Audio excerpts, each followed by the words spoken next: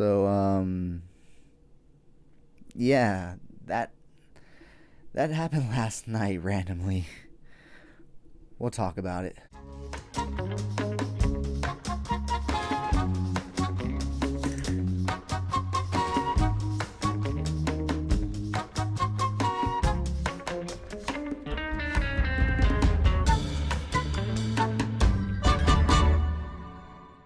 Welcome back to the CoolFigurez channel. I'm your host, Jesse the Bat Madrigal, aka the Buff Collector. The information on this channel is intended for adult collectors and not children. And welcome to episode 46 of Coffee and Toys.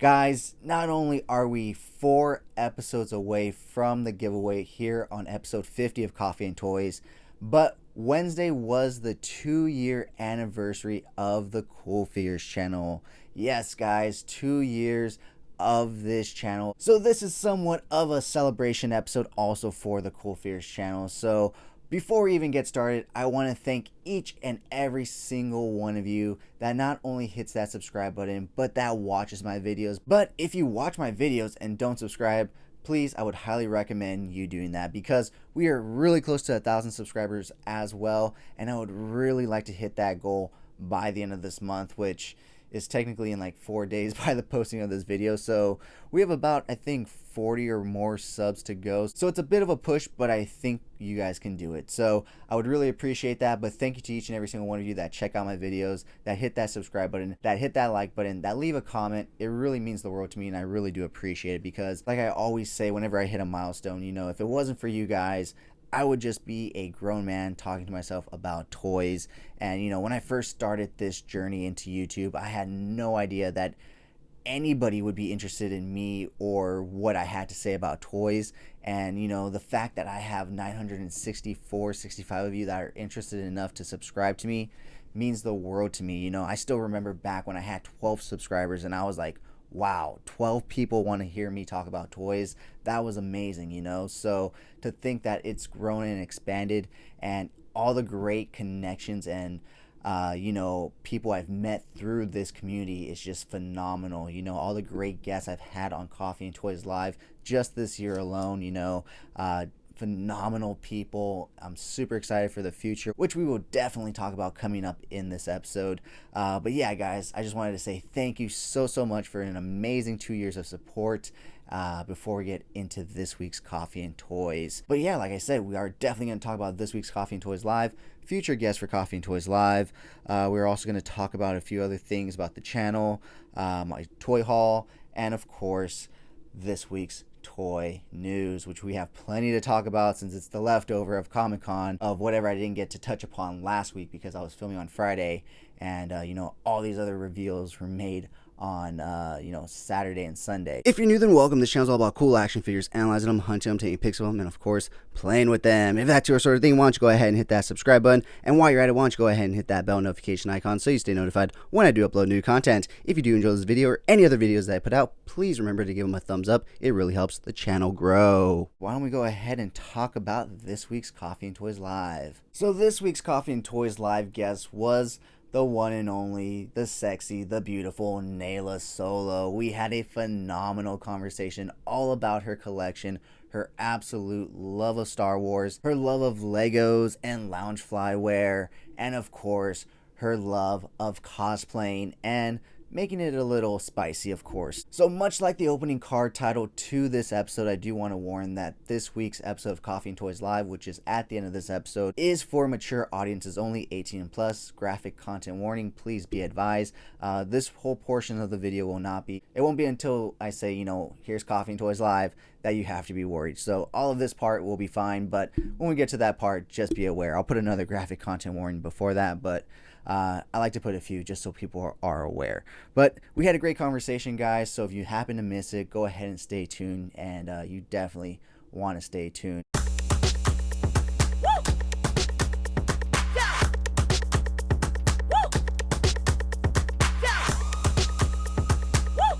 So yeah, Actually, we went on for about 2 hours, and it didn't even feel like 2 hours, which was incredible.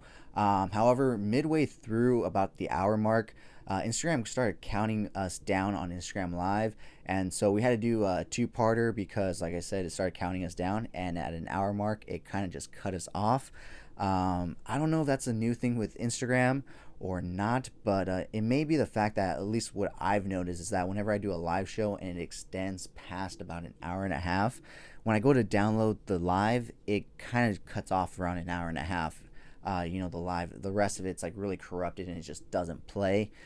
So that might be Instagram's way of counteracting that and kind of just keeping it to an hour, and then forcing you to make another one. So if you want to download it, it doesn't do all that. So that's just my opinion on it. It was somewhat true, I have to say and admit. When I was going to download the live to put it together for this podcast, it did seem like it downloaded a lot easier and it was a lot more fluid because it was condensed into separate hours and not one long giant live. So maybe there's a method to their madness, but hopefully one day they get it down to where we can just do one, solid stream and just download that solid stream, regardless of the length of time. But yeah, guys, like I said, we had a great conversation. So great, in fact, that we are actually in talks to be doing a kind of a spicy version of Coffee and Toys over on my Patreon with her and also former guest on Coffee and Toys Live, Mandy Lynn. So it's still very early on in development, so I will keep you guys updated as more comes along. But just a thought, guys. So just a thought. So with that being said, why don't we go ahead and talk about future guests for Coffee and Toys Live. Coming up this week on August 3rd, we will be speaking with Toy Beck Goddess, all about her Funko collection, which spans so many franchises. So super fun, super excited to talk to her. Following her, we will see the return of Jason B. Michael on August 10th. Super excited to talk to him. He just got in his new Pink Skull set, so I'm sure by the time that he comes onto the show, he'll have taken some amazing shots of that set. So I'm super excited to talk to him. If you didn't know, he was actually the first technically official guest of Coffee and Toys Live. Technically, the first guest of Coffee and Toys Live would have been the Toy Page, his guest host on Instagram Lives. Kind of where I got the influence and idea to do Instagram Lives myself. The first person I did a live with was Toy Page, and then I went ahead and interviewed Jason B. Michael for technically the first episode of Coffee and Toys Live. So I am super excited to have him back on the show and speak with him and see how he's doing and hopefully talk to him about some recent photos that he's put up. Following him on August 17th, I will have Figure Fan Nate. If you don't know who this is, he is a phenomenal toy photographer over on Instagram. I highly recommend you taking a look at his profile. It is phenomenal work, guys. And then after him, I will be speaking with More Shots on August 24th. Originally, I was supposed to speak with him on August 10th. However, Jason B. Michael is a university professor, so as you guys probably know, school starts up mid-August or so. So he was going to be busy and stuff the 24th, so he said he would be available the 10th, which was technically More Shots spot, but it just happened to work out with More Shots as well, that his schedule was going to work out better for the show later in the month as well, so he graciously moved down to later on in the month. And following up More Shots, the final week of August, the last show of August, we will have the return of another former guest, Diamond Select's marketing manager, Zach O, who I do want to thank because I did recently reach out to Diamond Select and Zach Oath to, kind of partner up with them, get some figures, and do some reviews and some great toy photography for you guys. So shout out to him. Thank you, Zach Oath. Thank you, Diamond Select. And I look forward to our partnership going forward. With that being said, following him, I do have a potential guest for 9/7. However, I have not confirmed with them yet. So until I confirm with them, I will keep it blank. But yeah, I am basically booked up until, September. So yeah, it's always good to have those guests lined up. So yeah, guys, that is basically the next few guests for Coffee and Toys Live. Super excited to talk to the new guests. Super excited to talk to former guests. it's always a great time. Like I said, through these lives, I've met so many great people, so many people that I have to ask back on the show, because I do want to have them back on. I do want to talk with them again, see how they're doing, see what's going on with them, because the whole reason I started Coffee and Toys Live was not just to be an interview of these new guests and people, but also to be just an interaction with, fellow toy community people. So the first lives that I'll do with them, is very formal. A lot of questions that I'm asking about them, what they do, how they do it, and all that great stuff. But following that, it should just be just like a hangout episode. We're having fun, talking, recent toy news, what they're up to, what I'm up to, just a chill kickback show. Basically just two people having coffee and talking toys. So, yeah, that's the whole point of Coffee and Toys, if you didn't know, if you're new. So, yeah, but with that being said, guys, why don't we go ahead and talk real quick about the CoolFigurez Patreon, because last week I did mention that I was thinking about starting one and looking into it. So, last weekend I did end up signing up for it. However, it did change a bit. So, if you want to support the channel, and if you're in the position to support the channel, first off, thank you so much in advance. You can just simply donate or apply to one of the tiers to receive stuff back, rewards and all that. So the technical first tier is $3, and that is a simple donation. You will get a shout out in every Coffee and Toys podcast at the end of the week. And so yeah, it's just $3 as a donation, saying, thank you for putting up this content. I support it. Thank you so much. And I greatly would appreciate those $3. Even if I get $3 from two people, I would greatly appreciate it. But then there's the second tier, where I believe it is $15 or $7. Okay, so the first tier is $3. If you join, it's just general support for the channel. Like I said, I would greatly appreciate it. Even if it's just two people that give me $3 a month, I would greatly appreciate it. You would get a shout out here at the end of Coffee and Toys, at the end of every podcast. The next one is $7, and that's membership level 1, technically tier 2. So you will get a shout out. You will also get a basic toy print every month. So what I mean by basic toy print, meaning a single toy in a position, very easy for me to do. It doesn't take me too long to figure out a pose and a stance and all this other stuff, and everybody will get one of those.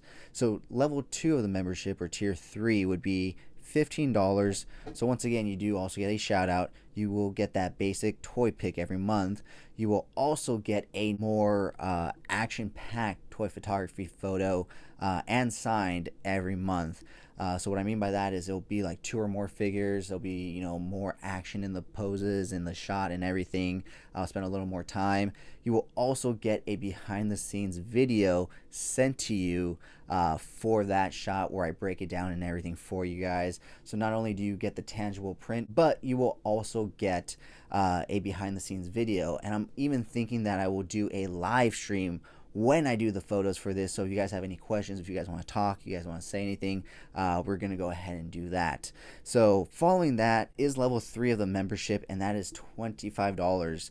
Once again, you will get everything that you will get in the below memberships, plus a birthday print. So a special custom birthday print. So it will be custom to you, one of one, signed, never to be repeated.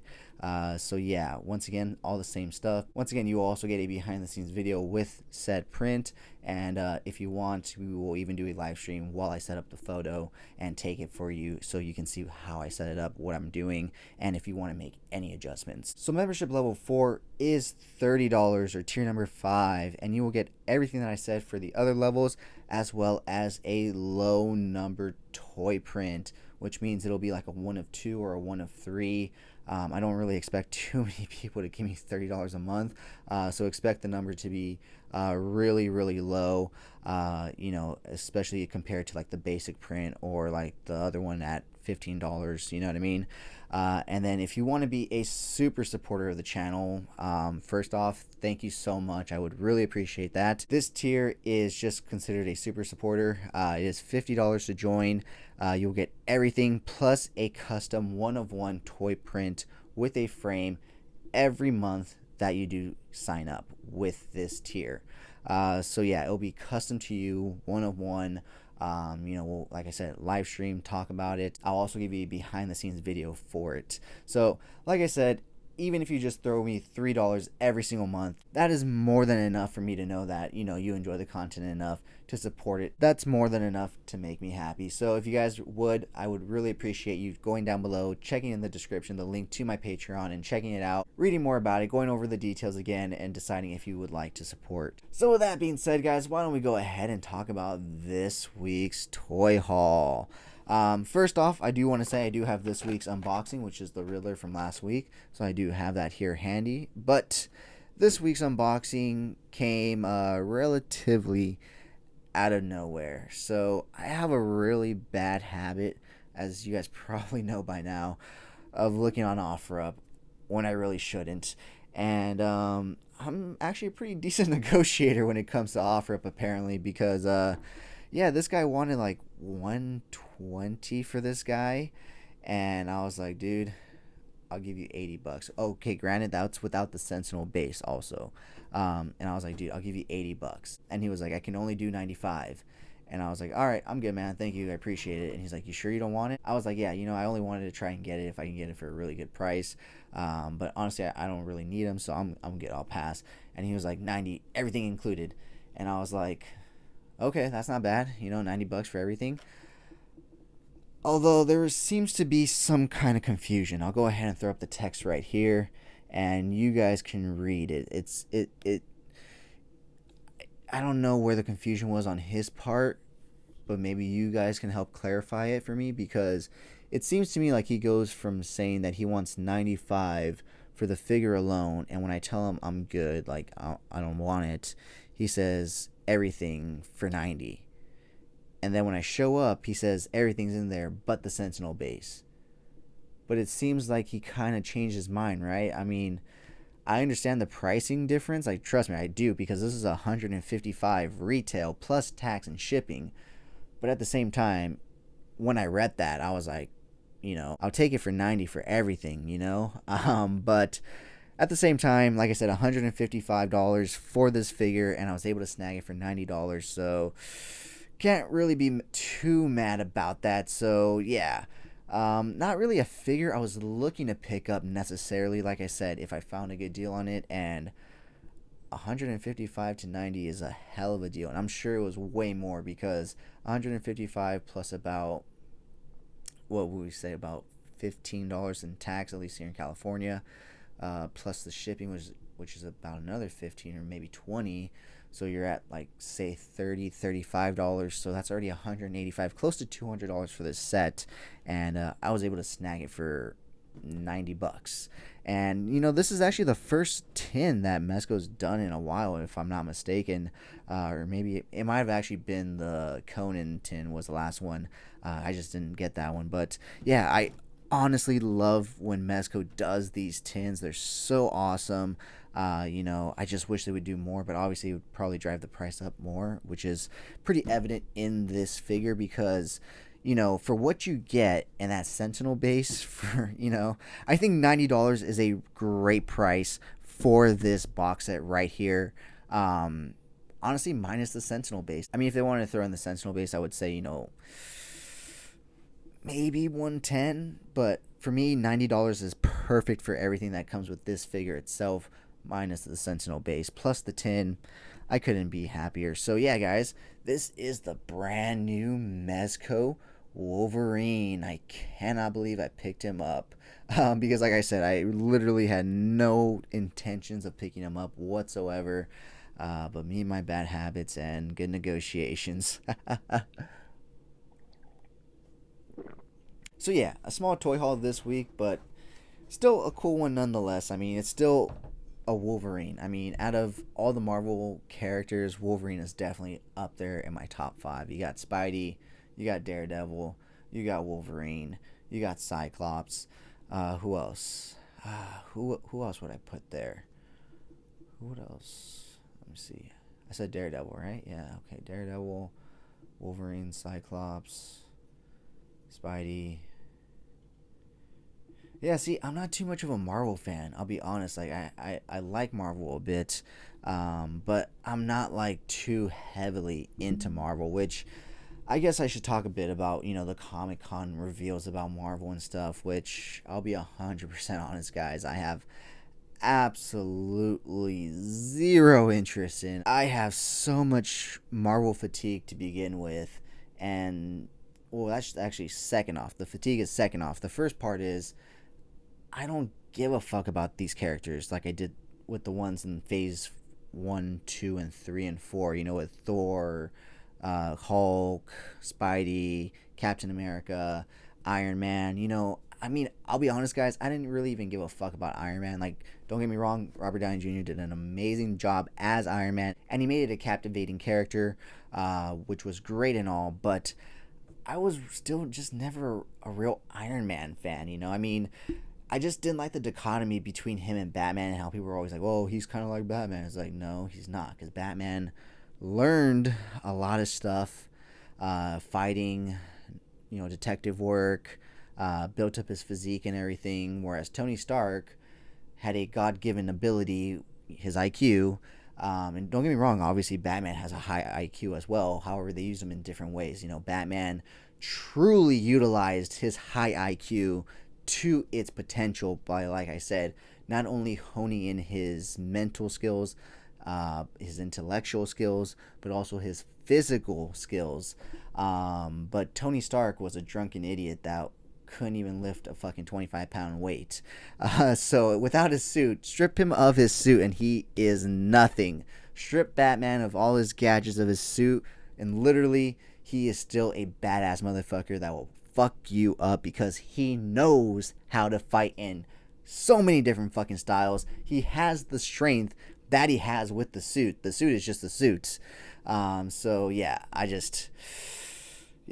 that's why I've never really been a big Iron Man fan. So yeah, Thor was always cool because he's, buff god, so that was always cool, especially being a bodybuilder and everything. I've always loved Spider-Man, and I'll be honest with you guys, I didn't even get into the MCU movies really until they introduced Spider-Man in Civil War. That's when I really got into the MCU, because I was like, all right, my guy's here.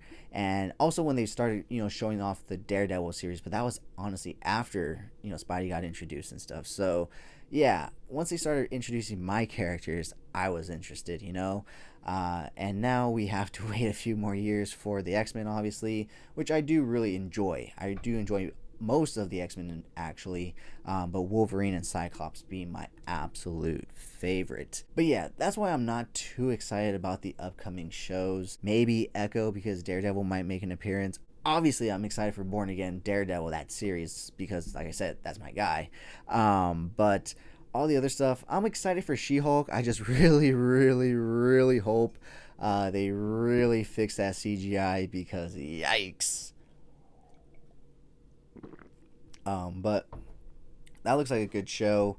All the other ones, I'll be honest, I'll probably just skip on. I've skipped on the last few MCU movies in general since No Way Home. And it's kind of rubbed me the wrong way, knowing now too that Marvel and Sony kind of gave us an unfinished product, and we literally not only bought into it, but made it like the second highest grossing film of all time. If you didn't know, No Way Home was an incomplete movie. 2 weeks into its release was when it was technically fully finished in terms of CGI and everything. They were still updating and sending updated versions to theaters up into 2 weeks of its initial release. And now we're getting the super fun fan version, right, guys? Well, guess what? All of that should have just been in the movie. But they had to get that movie out because, they were hurting for money. They had shutdowns at the time, and they knew this movie would make money. And so they gave us an unfinished product, and we bought into it. And not only did we buy into it, but we made it the second highest grossing film of all time. And now they're going to re-release it, and I have no doubt that it will probably tie, if not pass it, and become the second and third highest grossing film, because if you saw the behind the scene photos, images, and videos from the initial release of No Way Home, obviously you saw a lot of stuff that you wish you would have saw in the final product.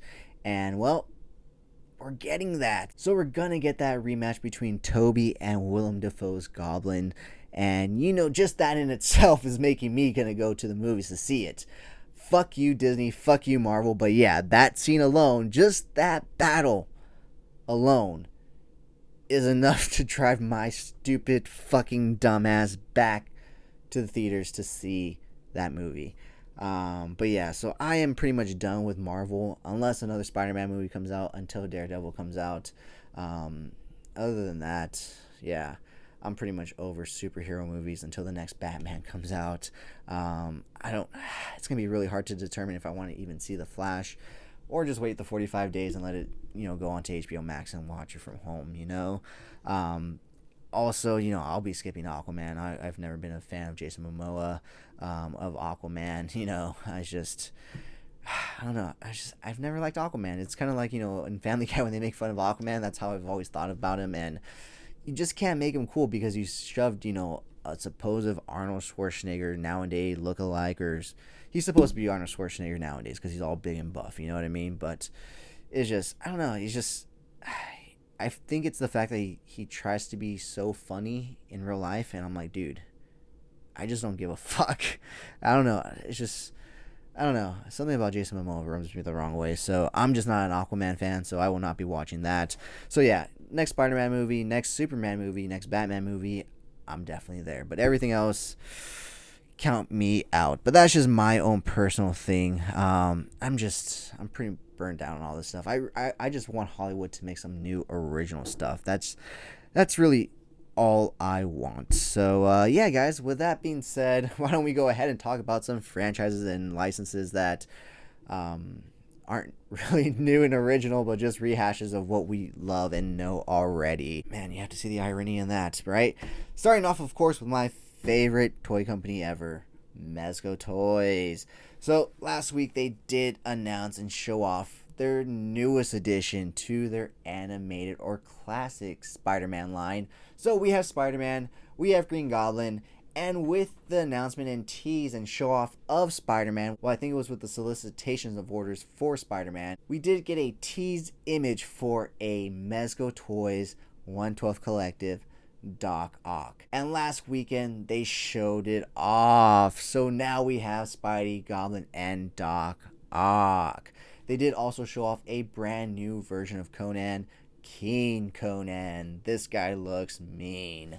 Now, Arnold is about the age that this guy is around this time period. So I'm just saying, Arnold, if you really want to keep doing your iconic roles, that one would be perfect for you right now because you are perfect age. You've kind of out-aged the Terminator. He's supposed to be ageless, and well, you clearly have aged. I'm sure you can make the argument, oh, well, they have human skin, it's supposed to age and stuff, blah, blah, blah. Yeah, I don't care. After T2, the franchise is dead to me. So anyways, guys, there was 2 other 1/12 Collective reveals. There was actually one other one. It was like an Owlman type of scenario type of thing, but I have no idea what that's from, but it is a new 1/12 Collective figure coming very soon. But they are also going to be releasing a brand new 1990s black suit Superman. Look at the mullet on this guy. People are wondering if he will come with an alternate bearded head, which would make sense since he does have a beard in this storyline as well, before he shaves it and everything. And rounding out Mezco's reveals for Comic-Con, they ended up showing Marvel a little bit more love than DC this time around, unfortunately, but they do a lot of DC already, so it's okay, I'll let it pass. They are releasing a brand new Silver Centurion Iron Man. What did I say? Take away a suit? And what is he? No, I'm just kidding. It looks really good. So yeah, if you're into Iron Man, he should be coming within the next 2 to 5 years. So yeah, with that being said, guys, why don't we go ahead and move on into Diamond Select. So I do want to thank Diamond Select and Zach Oath once again for sending over some products for me to review and take some pics of for you guys. I really do appreciate it. And I do usually get their press releases. However, I've been having issues with my CoolFigurez email.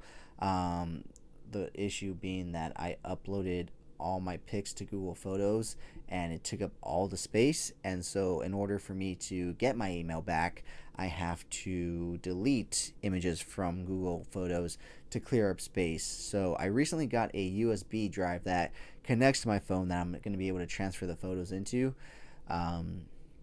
I just got to do it. You know what I mean? So I haven't been getting a single email since the beginning of June, unfortunately, from my CoolFigurez emails. That's why I kind of stopped saying, thank you so much to Zach Oath and Diamond Select for sending over all the information and images, because I just haven't been receiving them, not because of them. He did inform me that he has been sending them. Like I said, I have not received a single email in that email address since the beginning of June, so I need to fix that. But that is going to change very soon, because like I said, I got in contact with Zach Oath because he's going to be on the show again. I also told him to start sending the press releases to my other personal email address so that I can get them. And so yeah, thank you once again to Diamond Select and their marketing manager Zach Oath for sending over some product for me to review and take some pics for you guys. So with that being said, let's go ahead and keep talking some Diamond Select news, because they did reveal their brand new Marvel Select Apocalypse, and man, does this thing look good. And knowing the scale that Diamond Select uses for their Marvel Select line, this guy's gonna be towering and imposing. He will definitely work with your Mezcos and your 6-inch Marvel Legends, because like I said, Marvel Select, I believe, is a 7 or 8-inch line, and so him being a bigger figure, he's going to be really big, so he will definitely work with a lot of your lines and look amazing on your X-Men shelf. Moving on to their gallery statues, much like Mezco, they are sticking with the animated classic Spidey, and they did reveal their brand new gallery statue, comic book style Doc Ock, and man, does it look beautiful. I always have to point out the detail that Diamond Select puts in their gallery statues, especially for the price point, $50 to $75 depending on the size and everything. And man, do you get a lot of great detail. And it is PVC, which I personally prefer over ceramic statues, because you pay a lot for those ceramic statues, and one little accident and well, that $1,500 statue is now worth nothing. So at least with the PVC, it's a lot more durable and everything. And like I said, they put a lot of detail in those gallery statues, and for $50 to $75, you can't go wrong with them. So this Doc Ock is a definite pickup for me once it comes out. They did also show off their final Bruce Lee gallery statue, which I do actually remember talking to Zach Oath about this back when he was on the show, I believe for episode 3 or 4. He was on a very early episode, but he did mention that they were trying to do all 4 elements with Bruce Lee in the gallery statue line, and they had already released the water, the earth, the fire, and this was the last one they were trying to get through, which was the air. So super excited and awesome to see that they were able to get through that. And yeah, guys, talking about a line that I really have no real knowledge about, but is a big line for Diamond Select, and that is their Mini Mate line. The reason I want to talk about it is because today they did announce their newest addition, being the TMNT Turtles. Man, these guys look awesome. These guys look like amazing little trinkets and little display pieces that you can just put around and have like on your desk or something, and they look fucking amazing. So yeah, I just wanted to shout those out as well real quick. Moving on to their subsidiary company, Gentle Giant, they did announce a lot of new statues and busts, starting off with their brand new Death Watch bust, which looks phenomenal. And if you didn't know, by the Hot Toy Death Watch, and if you hadn't seen my review for the Black Series Death Watch, where I have 4 of them, I love Death Watch Mandos, so this guy looks absolutely phenomenal. They did also put up for pre-order a new First Order bust, as well as a Bo-Katan Mandalorian statue. This thing looks phenomenal, and the really cool thing about this is that it not only comes with a helmeted version, but also an alternate head without the helmet. So super cool. The attention to detail on this statue is amazing. The likeness to the actress is phenomenal. And yeah, super great. And well, if the live action Bo-Katan isn't quite your style, then go ahead and check out their animated Clone Wars Bo-Katan bust, which also comes with an alternate non-helmeted head. I always love when statues come with those alternate pieces. Bouncing back to Mezco real quick, they did also show off a statue, which I didn't really touch upon because it wasn't really of interest to me. It's of the pyramid person from I think it's Silent Hill, but they did reveal a statue of him. And one thing that caught my eye during San Diego Comic-Con and their booth was their Doc Knock statue, which I did forget to point out that does have a wired cape, and I'm really hoping comes with those alternate arm and hand pieces to make him look a little more dynamic. But getting back to Diamond Select, guys, yeah, they did release some amazing Star Wars stuff, and they did also have a brand new Mandalorian Season 2 Boba Fett statue. Man, this thing looks fucking clean, guys. It looks just as good as pretty much the Hot Toy, just minus the articulation and obviously the soft goods. But the mold, the sculpt, and everything, the detailing looks phenomenal on it. That was not all. They did also show Marvel some love as well. They are releasing a brand new Jean Grey Summoning the Phoenix bust, which looks really fucking good. Like I said, X-Men were one of my favorite Marvel characters growing up. I grew up on that X-Men animated series, X-Men Evolution, all of those. The X-Men movies, you know, the first one and the second one. The second one will always be my favorite. But yeah, so that thing looks phenomenal. And last but not least, they are also coming out with a brand new Mcu Iron Man Bust. So super excited for a lot of those things. They look phenomenal. They look great. And yeah, once again, thank you so much to Zach Oath, marketing manager of Diamond Select, and thank you to Diamond Select for sending over some product for me to review and take some pics for you guys. I really do appreciate it, and I look forward to our partnership. With that being said, guys, let's go ahead and talk some more Star Wars news, because Hasbro did show off a few new figures for their Star Wars line. First up, much like their holiday line, I guess they're trying to expand into all the holidays. And so we are getting 2 new Halloween edition Black Series figures. The first one being a clone trooper that's painted all black and with a glow-in-the-dark skeleton. Whether or not it glows in the dark, I don't know. It just looks like it. But we are also getting a dressed up Wookiee with a kind of like a candy container and stuff. So both of these should be releasing October 1st, 2022 at your local Target. Yes, these are Target exclusive. So look out at your local Target for these figures. I wonder what happened to those last year holiday edition figures. You think Hasbro will release them this year in time for holidays? Since they actually have them now in time for holidays. Oh man, Hasbro. So they did also announce a brand new wave for the Black Series. A brand new Grogu is on the way. A Mando Luke Skywalker is on the way. HK-87. Migs Mayfield from Season 1 of The Mandalorian. And also Axe Wolves. So, yeah, I'll be honest with you guys. I might pick up Luke. I mean, I'm pretty content with the Luke Skywalker that I have from Return of the Jedi, the Walmart exclusive one. But I may pick him up just to, you know, have another Luke to throw on my Mando shelf. But other than that, maybe Axe Wolves, because I am a big Mando fan. However, his armor looks a bit lazy and stuff, so I'm just kind of like... But, I mean, I'll have Bo-Katan, I'll have Casca Reeves, and then I'll have Axe, so... I'll probably end up picking up Axe and Luke Skywalker.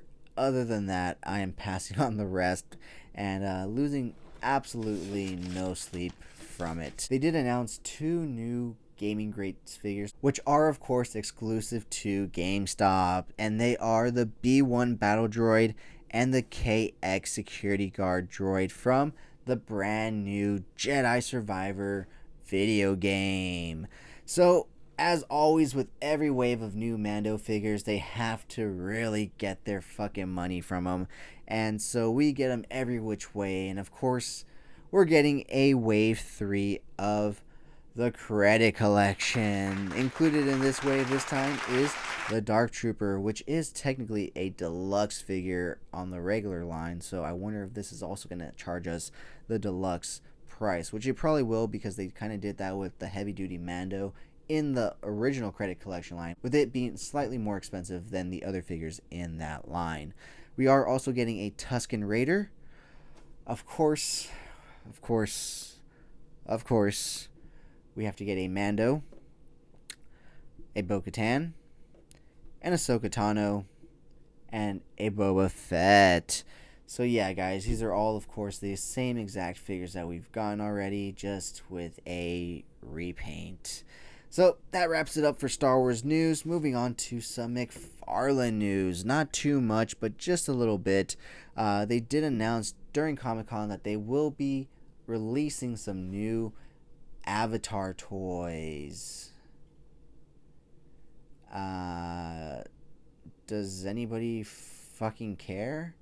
I mean, maybe if you use the creatures just for like toy photography, for random toy photography, but I don't really see the hype being there for Avatar 2, you know. I feel like it did so well as it did back in the day because it literally utilized technology that revolutionized the whole industry, but nowadays it's just commonplace. So I really wonder what's going to happen when Avatar 2 comes out, and if all product is even moved. I mean, I really don't see anybody asking for Avatar collectibles, in my opinion, but that's just me. But of course, they did have one DC Multiverse reveal and one leak, of course. The reveal being a 2-pack with Booster Gold and Blue Beetle. Yes, two of the most unfamiliar characters, superheroes in the DC universe. Well, of course you have to get them in a 2-pack because he knows that you can't sell them by themselves, because he knows there's probably Blue Beetle fans out there but hardly any Booster Gold fans. So he's like, well, I'll package them together, and the Blue Beetle fans want him, they gotta get him. So good thinking, Todd, good thinking. But now we're gonna move on to the leak, and that is a gold label Nightfall Batman. Now if you know the storyline, and well, then you know who this is. But if you don't, this is not Batman, actually. This is Azrael, or I think Dick Grayson or somebody else. This is after Bane breaks his back. So, yeah, it's not even Batman. It's just someone parading in a Batman costume, pretending to be Batman. But, yeah.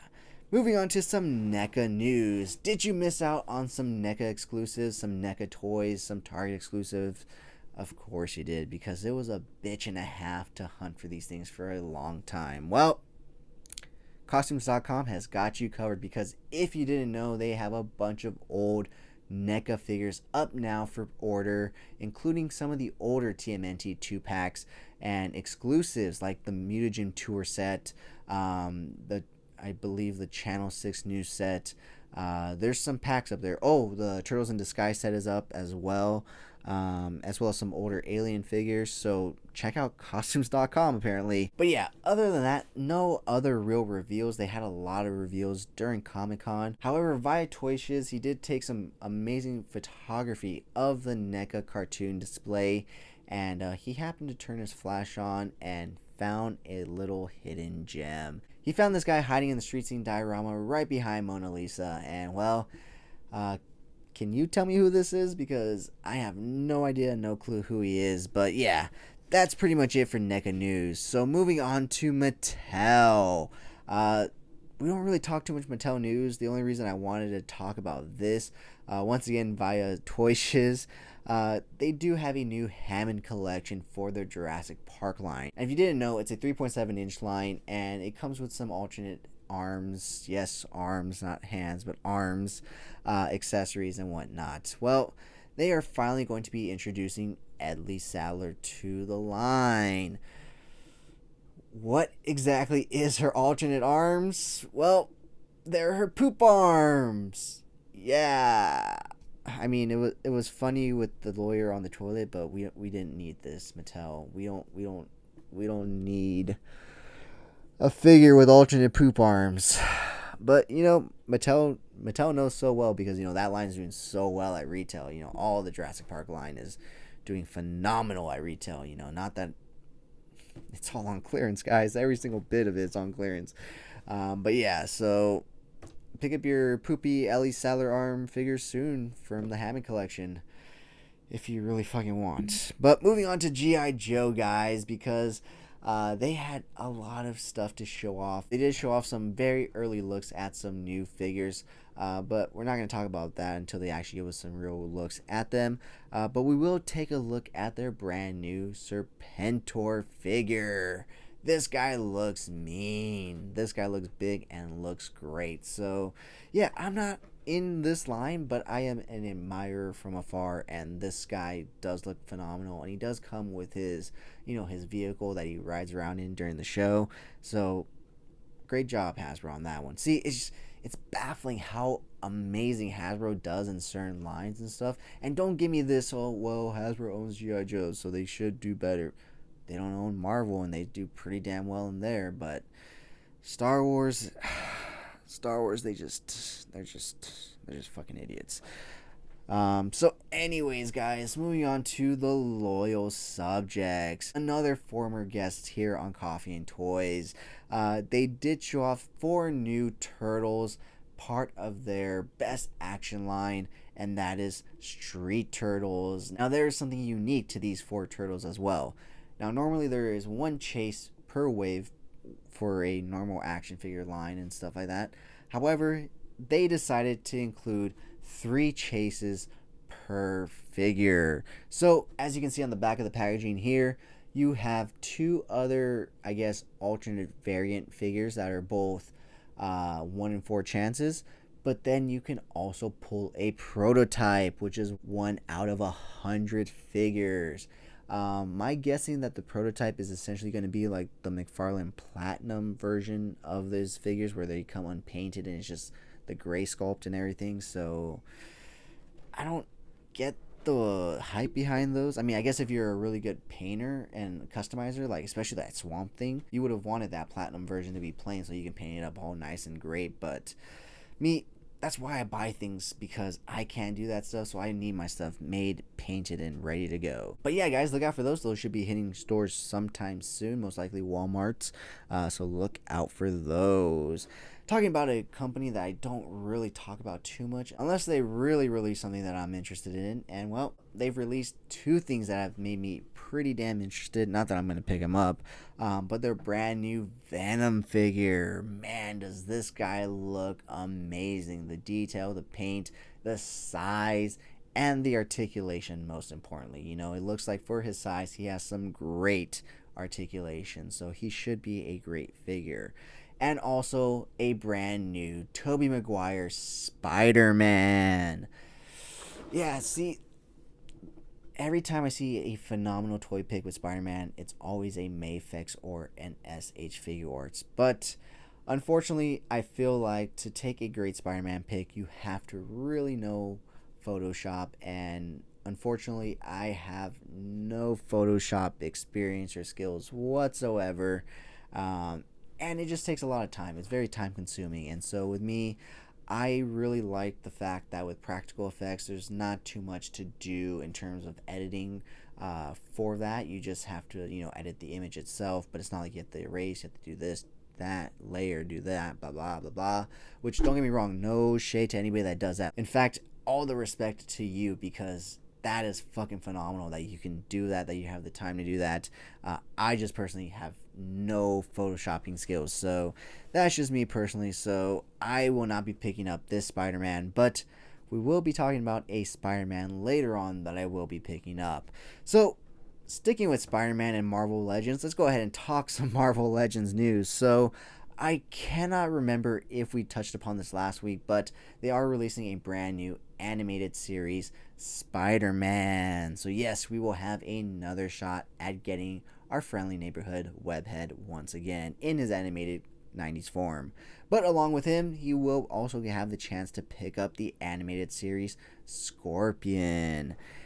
Man, I really wish I would have gotten into this particular part of the Marvel Legends line when it first started, because the 90s Spider-Man show is right there next to the 90s Batman animated series show for me.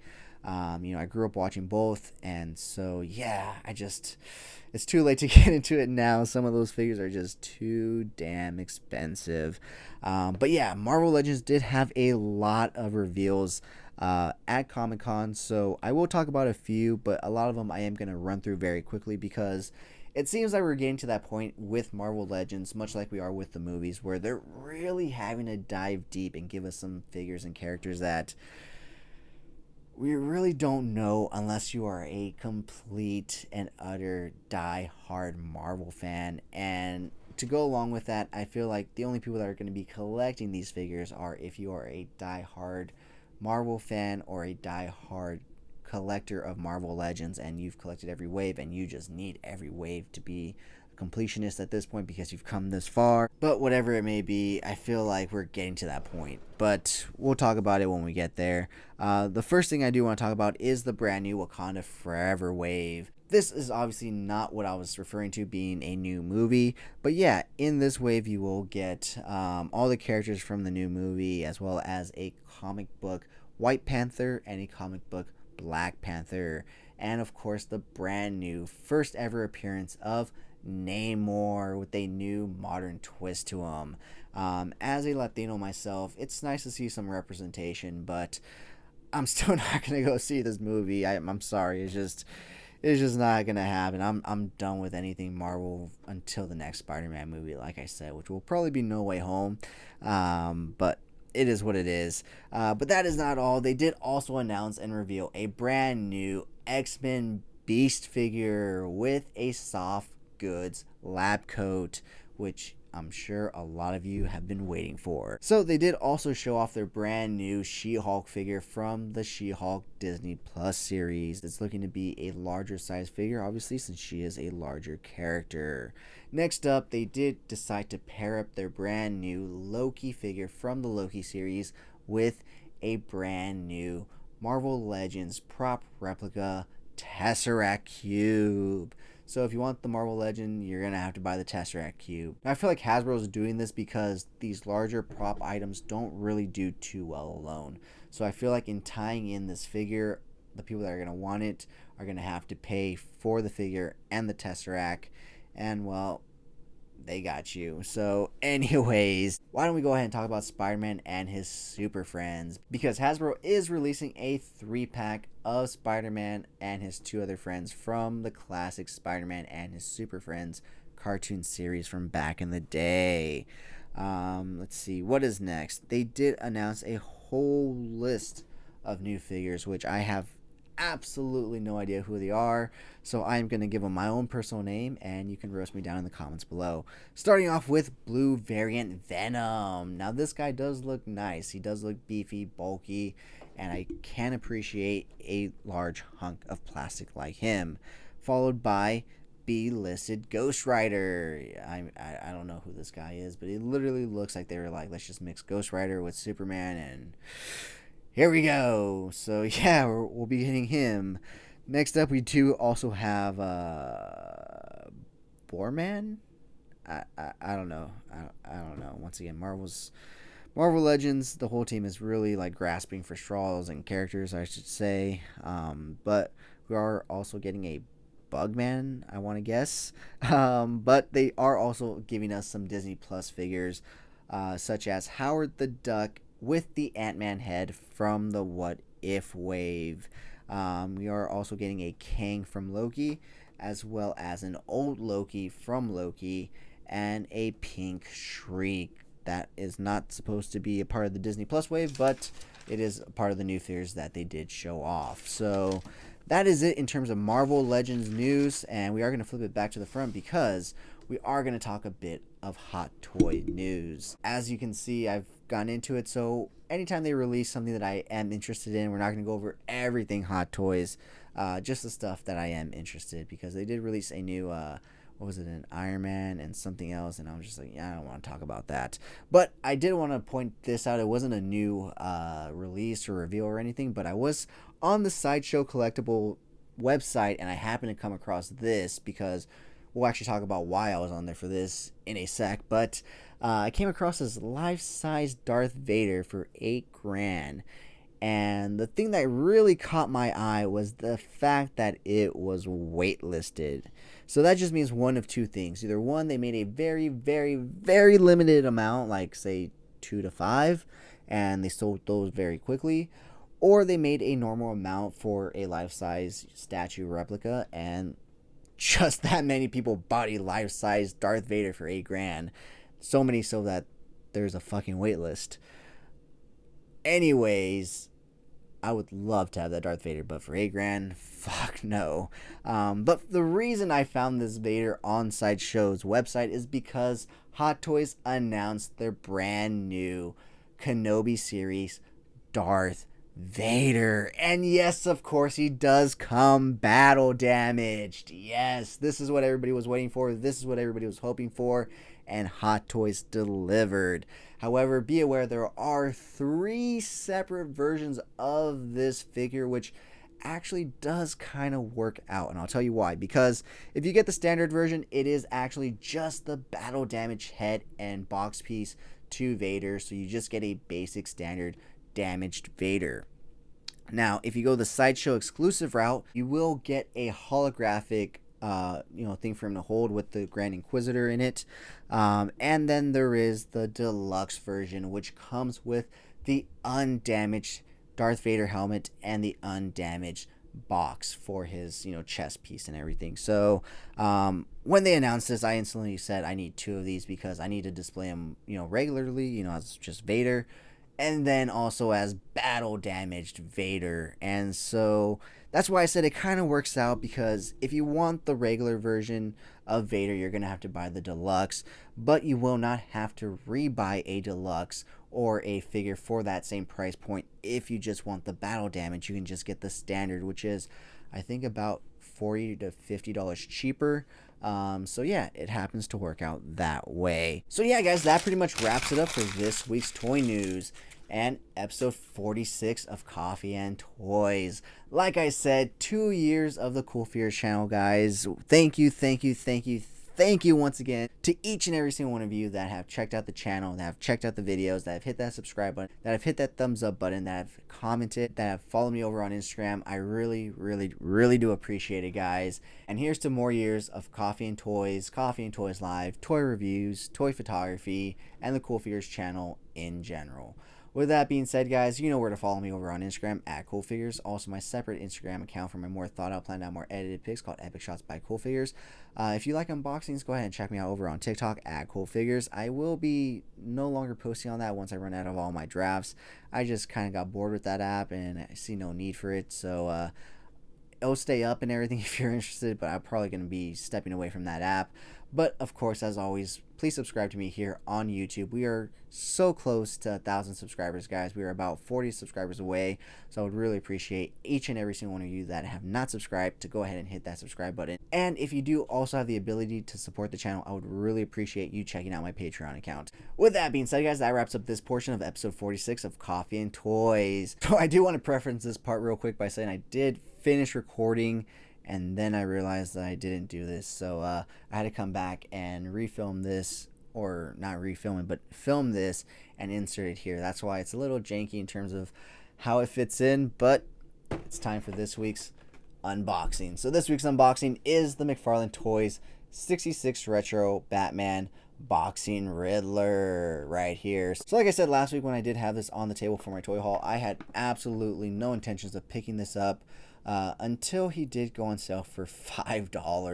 $5, I cannot pass it up. So time to get my Batman knife and free this guy from his plastic packaging. Let's go ahead and cut this all up. It's all going in the trash anyways. I'm super careful because I have my Mezco Wolverine right here. So let me go ahead and pull him out of the packaging and we'll be right back. Alright guys, so here we have him all out of the packaging. As you can see, it's essentially the same figure we've gotten, just with some shorts sculpted on and obviously some boxing gloves. Now these guys do have some very limited articulation, but you can still get some pretty decent poses out of them if you know how to move them around ever so slightly. So yeah, really cool addition to the collection. I'm hoping to find Batman, who should also be hitting clearance for this price sometime soon, so that way Riddler can have someone to spar against. So once again, these are not part of the DC Multiverse line, so you don't get any trading cards or stands, but you do get these little wrist accessories right here that you can put on, and that just mimic those flash scenes that you would get in the TV show. So yeah guys, with that being said, that wraps up this week's unboxing. So now, before we get into Coffee and Toys Live, I do want to warn you guys once again, this portion of the show is for 18 and plus only. It does get a little spicy, graphic content warning, blah, blah, blah. With that being said, guys, let's get into this week's Coffee and Toys Live. All right, everybody, welcome back to the CoolFigurez channel. I'm your host, Jesse the Bat Madrigal, aka the Buff Collector. And guys, by the way, before we get started, I just want to say this episode is for an 18 plus adult audience only. Just be warned, we are going to get a little spicy tonight, so it's going to be a good show. We're celebrating the CoolFigurez second year as a channel, so super excited about that. But tonight, welcome to episode 24 of Coffee and Toys, guys, where I speak to a new guest every week about toys, toy photography, toy collecting, and so much more. This week, I would like to welcome toy collector, spicy cosplayer, the beautiful, the sexy Nayla Solo. Hey there. Hey, how are you doing? Good. How are you doing? Move my Good. hair a little bit. Yeah. How's it going? It's been a busy day. It's been a busy day, but it's good. It's good. Yeah, a little bit busy here. A little bit busy here. A lot of errands. Just got done a birthday dinner, so kind of been here, there, and everywhere all day. So it's been a fun one. Well, I appreciate you taking time to, come on the show and have a nice little conversation. Yeah. I don't have coffee, but I'll enjoy my beverage of choice. I'll hide the label for, appropriate and all. That definitely works. So we kind of got through that question of how has your day been. So how's your week been overall? It's not been too bad of a week. I've been off the last couple of days, so it's been nice. My job has kind of a rotating schedule, so I've had actually 5 days off, which has been really nice. Kind of time to be lazy, kind of catch up with people and whatnot. So it's been pretty nice. I've watched a lot of Star Wars. I finished the Clone Wars, and I watched the Bad Batch again. So it's been a pretty good week. I can't complain. It's always a good week when you can go through a bunch of Star Wars stuff, right? Oh, absolutely. I love it. Me and my cat have been just chilling. He kind of just lays on my lap, but I just sit kind of watching Star Wars. And with 5 days off, literally, it makes it kind of easy just to kind of keep going and continuously watching. So, yeah, it's been a good week. Yeah, it's been good. That's great. That's great to hear. It's always good to get some nice rest and relaxation and, watch some great content that we love and connect with. And even though we've seen it countless times, it's still great to see it every time. Oh, absolutely. I think this was my third rewatch of the Clone Wars, and this was my second rewatch of the Bad Batch. So I just did Rebels for a third time, and I don't know what to do next, but I'm sure I'll think of something. I probably need to do the Mandalorian and all of those over again. I've only done them once through on each of them, so that would be a fun one to rewatch. Yeah, the good thing about the Mandalorian is you'd be surprised. You could actually finish it in a day. Even if you start like at lunchtime, you'll be done before dinner. Yeah, I would probably just start in the morning. I like to kind of just like roll over and just get some coffee and then kind of just get my day started in the morning and just kind of get lost in the whole day. So who knows? I could do the Mandalorian, Book of Boba Fett, watch Kenobi again. Why not? Honestly, that sounds like a pretty solid day right there. It's a good day for me. Good day for me. So did you just get into Star Wars is that what you're mainly into, or are you into other pop culture things as well? Primarily Star Wars. Probably mainly Star Wars. Of course, I like pop culture wise, I guess, like I'm really big at Indiana Jones, Marvel more so over than DC, but I would say primarily the bulk of everything I collect is definitely Star Wars based. I have some like Disney stuff here and there. I think over the years, as I've built my collection and kind of what it's turned into, my love for Star Wars and kind of strictly Star Wars has kind of just skyrocketed a little bit more. But I would say mainly probably Star Wars definitely kind of rules my universe with a good dose of some nice MCU mixed in there, especially with the shows they have going on. That's definitely my big thing. But Star Wars is pretty much it's the bulk of what I got going on. I love it. It's just, I can't help it. It grows more and more each day. I think it's you and every other Star Wars fan that feels the same way about that franchise. You know what I mean? Especially toy collectors. Yeah, it grows more and more each day, like you said.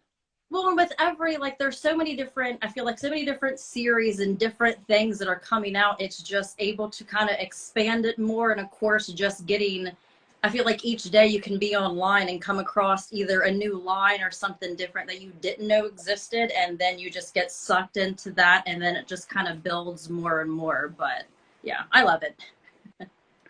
Well, that's great to hear. So, growing up, is that kind of what you gravitated towards, was mainly Star Wars and stuff, not really superheroes per se, but did you grow up watching Star Wars, or was this something you got into later in life?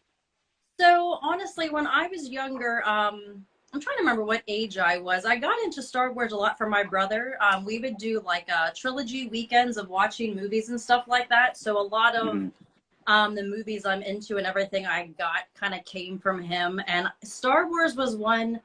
Star Wars and Indiana Jones. I remember just kind of sticking out to me the most of watching them when I was little. So it kind of was something I really kind of got into when I was younger. And then over the years, I never really collected the toys or got into the comics or the books or anything like that. I think as I got older and then the prequels came out, and then just kind of getting into things on my own, it just slowly grew more and more. My collection actually started out with t-shirts. I always wanted to find Mm.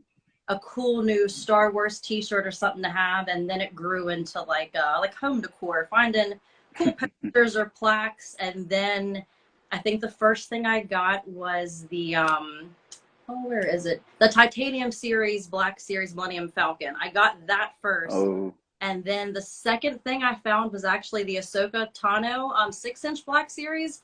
And this was before I had watched the Clone Wars, Rebels. Literally all I knew was she was like the Padawan to Anakin Skywalker. And I was like, that'll be cool one day. And then sure enough, like Ahsoka's like one of my favorite characters. And it was honestly like the first figure I got. And I think ever since then, just slowly I would get excited about going out on hunts and finding stuff, or just having something cool to add to my collection. I feel like each little thing I bought, or each like Instagram account I came across, like had something new to offer, and it just made me fall in love with it just more and more. So it's slowly grown. It's weird from like being a kid watching it and then just like getting into t-shirts, and then now I have this like kick-ass room around me. I love it. that's great. That's great. And you don't just collect one line of like Star Wars toy. You collect all sorts of different kind of Star Wars merchandise in terms of like toys and stuff, right? Yeah, I have, if you know me well, you know that I have like no impulse control when it comes to buying stuff. So when I first started getting into it, I would honestly see people out buying all of this cool stuff, and I was like, well, let me, make a Target run. Let me make, a GameStop or whatever one. So I kind of just, I have like Black Series, I have the vintage collection, I have the helmets, I have the lightsabers, I have bags. I kind of like a little bit of everything. I've started kind of reeling it in with what I get, and trying to focus on more character specific, or not just getting everything, but I'm trying to narrow it down to what I want. More recently, it's been a lot more Legos. Lego just has a ton of stuff coming out all the time, and I love just the different scenes you can build with them. There's handbags that go well for cosplayer just in general. But yeah, I don't think there's one specific line that I collect. I think it would just be too hard for me. I just kind of enjoy it all, and there's certain things that I want more over than others. So I'm not biased when it comes to what I collect. I'll You're take open it to all. anything. Yeah, pretty much. I don't think I think I have something to kind of cover. Like I have Star Wars stationery and like snow globes and everything. I have a little bit of all of it. I don't discriminate when it comes to my Star Wars goodies. If you were forced to pick two out of everything that you collect in terms of Star Wars, in terms of lines, what two would they be? What two lines? Yeah, if you only pick two. So vintage, Black Series, Funko, Lego, home decor. You can only pick two. I'll make it easy, but that's why I'm giving you two. Two's still a little hard. I know, I'm but it's probably easier gonna than one. go. What's that? It's easier than one, though. It is your little one. I'll go Legos and Loungefly probably. I love building Legos, and ever since I was a kid, I've always loved handbags, purses, messenger bags, whatever it may be. So I'll stick with Loungefly and Legos if I had to pick two. If I had to pick two.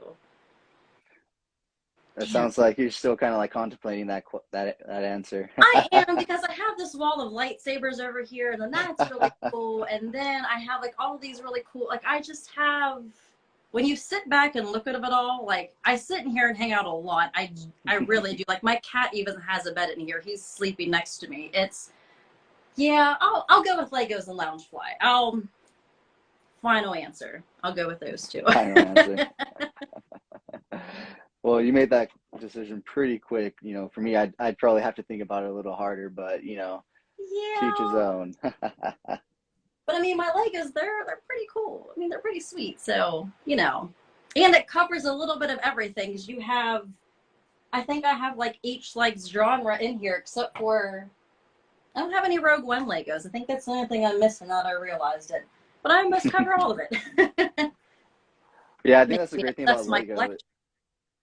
Yeah, I think that's the great thing about Lego is that they literally release a bunch of sets whenever a new Yeah. movie's released. You know what I mean? It's not like action figures where we're waiting a year or two later to finally get the figure that debuted 2 years ago. Lego's like, here, have everything. Even Yep. before, they end up You get usually it even all. spoiling movies sometimes because of their sets and stuff. Yeah, I've seen that a time or two where it's like, oh, it's like, what's going to happen there? Yeah, so you know, I mean, that's one good thing about Legos that at least they satisfy those collectors' wants and needs, whereas us other collectors, we're definitely left waiting until 2 to 3 years later because they don't want to spoil stuff, even though they're letting Legos spoil things left and right. Hey, I'll take it all day. I'm sure you will. So, what are your or who are your favorite characters to collect in the Star Wars universe?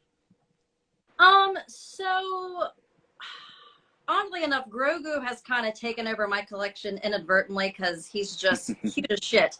But honestly, I would say I really like getting anything Han and Leia. Those are definitely my two favorite characters. I'm pretty sure I was a Han fan first, of course, being Indiana Jones. Harrison Ford just was my jam. But I would say definitely those two. They're definitely anytime like a Black Series figure comes out, whether it's like the 6-inch carded ones they do or the box ones, the vintage collection, those are always definitely ones that I'm trying to find. Or if I go, like my one buddy has a comic shop, so I'm usually always browsing there to see if there's anything Han or Leia that I would have missed. So a lot of the kind of random stuff I have in my collection, I definitely try to pick up those two here and there. That's actually how I got some of the Power of the Force figures. He had a Leia there, and I was like, I gotta have that. So I definitely gravitate towards getting those two the most. Um, the thing I have most in my collection is probably Grogu, just because, I mean, he was easy to market the hell out of, and well, they got all of my money. So oddly enough, he probably is definitely what I have the most of. But I always, like I said, I want to get anything Han and Leia, definitely. And I feel like Boba Fett, I came around more with him, oddly enough, from the Clone Wars. Seeing him as a kid more and kind of everything he did made me kind of like and appreciate his character a little bit more. So I've started kind of getting into grabbing little different bits of Boba Fett and stuff there. He's just one of those different characters. A random side, well, not a random sideshow, but like his little offshoot in the Clone Wars just I had a new like for him. So even just as a kid, kind of Mhm. everything he went through, I like the whole overall story it gave him. So I've added him in there here and there. So yeah, Well, the Clone Wars definitely added to his like character and his story and everything because before absolutely. he was just this nameless person under a helmet, other than Boba Hmm. Fett, and knowing that he's so ruthless that Darth Vader himself had to tell him no disintegrations. Like that's all Hmm. we knew really. That's Yeah. literally all we had to go off for so many years. And then finally we have the Clone Wars where we get to see right after he loses Django, Hmm. and we get to see him wanting that revenge against Mace Windu, and Oh, then kind of absolutely. realizing that like it's not worth it, and he Hmm. has like some kind of character growth and arc, and you kind of see where it's going and stuff. I really wish they would have finished it the way they had planned, but it That would is have what been it good. is. I feel like it's definitely one of those. I feel like everyone always wants more from a series, or they should have done it this way. Like I'll take it all. Like I'm just happy with all the stories, but I definitely feel like Clone Wars. Granted, it ended great with that last season they brought back. Absolutely loved it, but I definitely feel like they could revisit it or expand on some different stuff there because they just brought so much greatness into it. Just to see everything during the Clone Wars and little stories like that, even with the Saz Ventress and everything, I feel like we could get a lot more from that if they kept that same degree of greatness. So, which I No, think they, yeah. No, yeah, and Dave Filoni has actually come out already and said that they have a bunch of stories to tell. Unfortunately, it was Disney's, demand that, okay, we'll give you one more season, but after that, you got to cut it. You know what I mean? But Because it's Dave making great. Filoni, Just keep it going. We're all well, a lot of people are happy. Other people are really butthurt about stuff. You guys need to calm down. It's good stuff. If you're gonna bitch about it, just don't watch it. It's that easy. well, they had to create the Bad Batch because those are Disney created characters, and so that's why they had to end the Clone Wars so that way they can focus on that. Yeah, and the Bad Batch, it was good stuff. I'm ready for the next season of it, especially after rewatching it. Yeah, I feel like there was different stuff that I kind of not forgot about, but I'm just like wondering where it's going to take off and like go next. I'm invested in that one. Well, I think we should be getting the next season sometime soon this year, right? At the end of it or something like that. I know they just announced it and I can't even remember the dates. I feel like there was so much announced with Comic-Con just Oh ending. yeah. Just been like, I feel like literally it was every 5 minutes. I'm like, oh my God, there's this and there's this. There's just so much good stuff coming. I'm excited for it though. So the MCU they have some good stuff coming. I'm excited for that. So Yeah, I mean, it seems like everything's kind of going to be pumping out a lot of stuff in the next few years to come. yeah, I mean, it seems like they finally have everything set up to where they can just kind of push things out, and yeah, everything's seems like already we're set right up. out. Exactly, and everything's already set up, so there's not much time necessarily needed to be devoted towards like story building and character development because we all know these characters and everything, and they're just expanding on stories and stuff, Yeah. and so it's not that difficult to just pump out a bunch of content with characters that we already know and love. Oh, absolutely. So, what exactly got you into the big Lego parts? Like, I know you collect all sorts of stuff, but you said you really enjoy Lego. What about Lego is it that you like? Is it the satisfaction of you building it and knowing like I built that, especially on like the difficult sets? Or is it just that you like the way the minifigures look, the way the sets look, how you get complete sets, dioramas, opposed to, just a single figure like you would in an action figure? Honestly, I really don't know what it is about Legos that I love and enjoy so much. The very first Lego I got was actually the Lego Millennium Falcon from The Force Awakens. I really wanted just a Lego Millennium Falcon, and I think it definitely is a lot of fun building it. I'm pretty sure every Lego I have built some part of it wrong, and I've had to redo and go through again. Honestly, I think some part of it is very relaxing and kind of just having something to focus on and build. It's definitely very rewarding because some of them are very complicated. But I think honestly, it's because a lot of the figures I have, I have a lot of stuff in boxes and it's nice to have display to look at. I open a lot of figures for pictures. But I think Legos are one thing. It's something I always have my hands on. I'm always going to be building it, moving it around. And I think it's something that it's always open and I can build scenes with it. I can move the different stuff around. Recently, I've started kind of interchanging the figures to make the figures there that it didn't come with. And I think kind of I get that enjoyment out of it. It's a figure or a toy I have that I actually get to play with and not just to kind of look at and have on display. A lot of the stuff, I just like how it looks on display, so I leave it in the box. I don't necessarily have a preference of opening stuff or leaving it displayed, but I think Lego definitely, I can always change up my display. I can move stuff around, and it's just a little bit more tangible. And I think the variety that it comes out in, especially kind of compared to figures, you can buy one Lego set and get a handful of minifigures as opposed to paying, 20 or 30 bucks for one figure, and kind of just the dynamicness about it. I've really enjoyed it. After the first couple I got, I didn't think I would get into it as much as I did.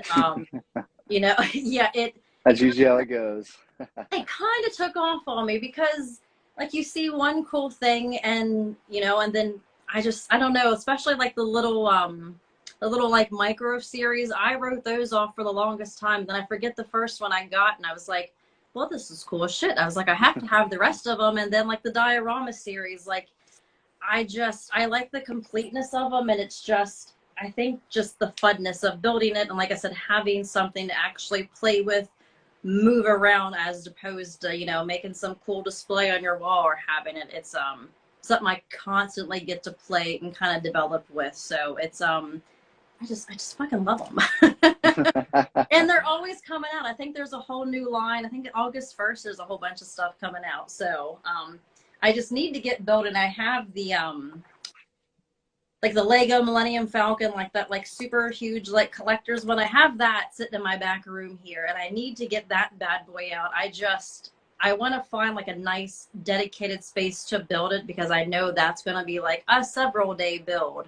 And I haven't tackled that one yet. Then that, and I'm kind of maxed out on space. I literally had a Lego sitting on the ground up until a couple days ago. I had to get my room together and get stuff on the shelf, but it's just, I enjoy it. Like, I want to get another. I have I'm sure people have seen my pictures. I have my one top shelf. It's like a Hoth scene, and then the next one I want to get like the brown bottom, kind of make it like a little Tatooine scene, and that's neat to kind of get to move everything around. And my goal is to build one of those little mocks one day that people have. I got to get some more creativity going to get on that level, but it's really impressive. So they're enjoyable. And I think, I mean, if you're really creative, you can kind of do anything with Legos. I stick to just building what the instructions give me, but I hope to get to one of the little mocks and makeups one day.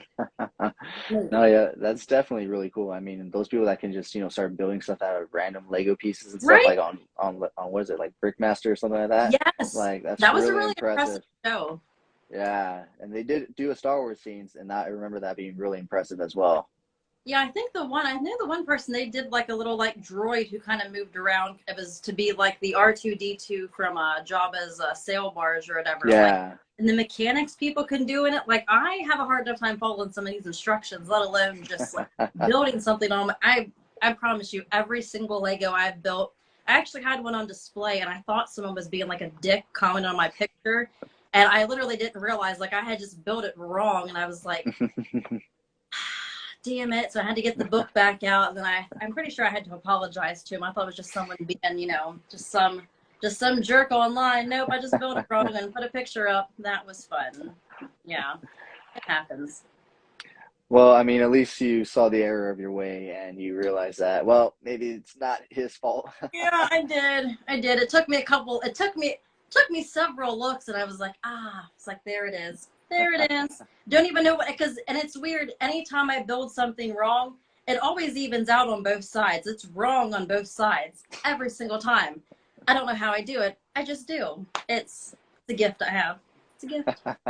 I can complete it. It's wrong, but it's even. It looks right. It is. Yep. It is. Just don't look at the extra pieces that are left over. Yeah, well, it's hard because they already give you a handful of extra pieces. So I'm like, shit. Although the one time I actually lost a piece, and I just found it. I sadly found it like 3 weeks ago because my cat threw up in the hallway, and I found it had bounced in the hallway. I had to unbuild something else that I had to get to a piece just to finish it, because it was one of the outside pieces. Then I found it a couple weeks later. That was fun. Well, I mean, at least you're getting to play with your Legos multiple times and not just build it once and then, you know, leave it on the shelf. Yeah, I've had to rebuild, I think 3 so far. The one didn't go back up on display right. The other one I picked up and a part of it fell off. And then that one, well, I just lost a piece, and so unbuilt something else.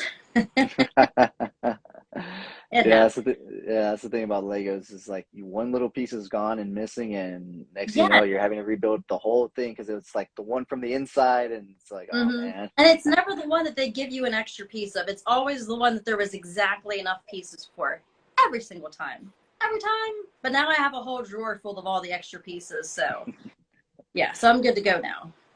Yeah, see, I think that's one of the reasons why I'm not too into Lego now as an adult, is because as a kid, I loved Legos. They were amazing. I had a bunch of them. I just could never build them correctly. I could build a bunch of different random shit, but I just couldn't build them from the directions. Kind of like you, one side would be off, and then the other one would be off too, but it would still be off, you know, and it's like, okay, I give up, you know what I mean? Yeah. And then they got even more complicated, and it's like, okay, I'm good. I imagine as a kid that's a lot more defeating, or he doesn't have the attention span to like go back and fix it. So that's probably why kids always have just a pile of like random Lego pieces. They don't care. So I don't Yeah, they started as soon as it gets to the difficult part. They're like, okay, I'm done. I'm gonna go play Like we're video done games. here. It's good. It looks good like that. Like that's perfect. It's half built. It's like perfect. So talking about how you made that little mistake and got called out and stuff, kind of transitioned us into the next kind of bit of, or the next question that I have. Being a female collector in the toy community, have you seen anything or gotten anything kind of like that where you've kind of been told like, well, you're not really doing this right because you're a female, or you're not really a fan because you're a female? You know, I've actually lucked out. I haven't had to really deal with any of that. I've had like that comment maybe, and that one wasn't even really a bad one. That was just me being a dumbass. But honestly, I'm very fortunate, and I will say I have seen a lot of different female, whether they're a cosplay, content creator, just fans. I have seen a lot of them get just unnecessary crap from people, just because they're girls. I don't know if it's just if I've lucked out with the followers, if I haven't just pissed off the right person, but no, I haven't gotten a lot of kickback with it, which has been really nice because I've seen a lot of that, and I think, getting started with something and kind of being on social media, I think that's always kind of the downside that there is to it, and I've heard it from a lot of people. But honestly, I can say I don't have to deal a lot with it. Every once in a while, I have like the extra, like the messages that are there and your, like the people you don't follow. Like I'll get some random comments here and there. It's usually some like stupid, like sexual, like random comment. And I'm like, okay, like you're cool, and just like delete and go on. But other than that, I haven't gotten a whole lot of flack. Like I said, maybe a handful of messages here, but I will say that's one thing I'm very thankful. I don't know why I've been able to avoid it. I'm not going to complain about it because I definitely get some of the comments I see that people leave. It's like, do you really have that much time on your hand to like give someone shit about something like that they love and are so passionate about? So I haven't really gotten, I don't get a whole lot of that. I think a lot of people mainly are interested in my stuff whenever they see like my more like sexy cosplay pictures or something like that, and then they'll go through my stuff and realize like, oh, like okay, like she is like a legit collector or like knows her Star Wars stuff. But thankfully I don't have to deal with a whole lot of that. So yeah, so I haven't, not a whole lot of kickback there, so I'm all good there, thankfully. Well, that's good to hear. That's one aspect that I like to, explore when I speak to female collectors, because like you said, there are some that do get that kind of stuff. Yeah, exactly. And so I like to get everybody's side and stuff, and I'm happy to hear that the majority of, or all of the female collectors I've spoken to so far have said basically the same thing. They haven't gotten any of that, but they have gotten, like you said, the typical sexual stuff. But it seems like a few of you guys have kind of leveraged your way into kind of monetizing that as well in a way. A little bit. It's like everyone, like, I know people are going to make comments, but some people are really bold with like the stuff they'll say, and it's just like, like whatever. But I don't know. I'm really thankful because, like I said, it's honestly sad some of the stuff I see people get like flack on, or just like, I don't know. It's just, no, people are weird. People are lame. But thankfully, I don't have to deal with that a whole lot. So I think you should just send them your link and say, well, if you want to say that, at least pay for it. Yeah, I was gonna say, at least send me some money. Like shit, like bitch, and send me a couple bucks. Like okay, and criticize. You can say whatever you want then. I don't care. Shit. Buy me a little Lego set. Pay a bill. So, what got you into cosplaying in the first place? What transitioned you from like going like, okay, I like this, I enjoy collecting this, and now, because cosplaying is a whole different aspect, beast, and adventure and everything. Because if you think collecting is expensive, if you start going and looking into cosplaying, that's a whole another thing. It is, and I will say I'm very I wish my cosplay was on the level with some of these gals who are out here sewing this stuff together or building these awesome outfits out of foam. I am just not creative with that. But I think I got into it. I think it was just another way to expand my love and joy for Star Wars. A lot of it came from Loungefly bags. I don't know how familiar you are with Loungefly bags, but I They know what have they a are. lot. They've been kind of gaining some, speed and momentum in the collector community. So yeah, I know what they are. And I feel like it was very much like they have a lot of bags that are cosplay based, like a cool like Vader bag that has the different stuff that emulates him, Leia and different characters. But I feel like getting into those and kind of having them to match with outfits just slowly kind of got me into like wanting to get like I know her universe, they have a lot of different stuff, and I think just having more fandom to wear and wanting to like take my pictures in it kind of slowly rolled into cosplay. I don't make a whole well, I was gonna say a whole lot of my stuff. I don't make any of my stuff. Everything I have is bought. I've never been like a really fashion forward girl of how to mix and match that. So like doing the bounds and stuff, like I think it's awesome that people can do it. I cannot look in my closet and put something together like that. It's just not me. So I think it was just another avenue of me to explore Star Wars with buying costumes. And I think a lot of it was my love of Halloween and that I had Star Wars Halloween costumes. And I was like, well, I'll just take my picture in this. And it Hmm. kind of just became another one of those things. I got into it a little bit, and then I would see someone have this costume or see that this was coming out, and I was like, oh, gotta have that. Similar, I'm wearing it's like an Obi-Wan Kenobi inspired dress, which I'll probably end up taking pictures in and pairing up with a lightsaber. But once I started doing it, I loved it. I just loved getting kind of dolled up, making each character a little bit of my own. And again, it was just one more thing to kind of expand my Star Wars page with. When I first started it, I really didn't know oh, hey, little dude. I really didn't know what I was going to do with it or where it was going to go. I just wanted to share something I loved and just kind of have it out there. And I think within it, I've kind of just found a little bit more than I've liked, and cosplay has been one of those. I've thought about hitting up one of my besties. She's just very creative and good with stuff like that, and showing her a couple of things like, do you think you could make me something, and maybe slowly kind of get something made to do like my own more unique cosplay. But I think just an expansion of Halloween and having Star Wars stuff, and then having this Instagram page and just wanting to explore it more, and then like getting the lightsabers and the helmet, it just felt so natural to kind of pair it up.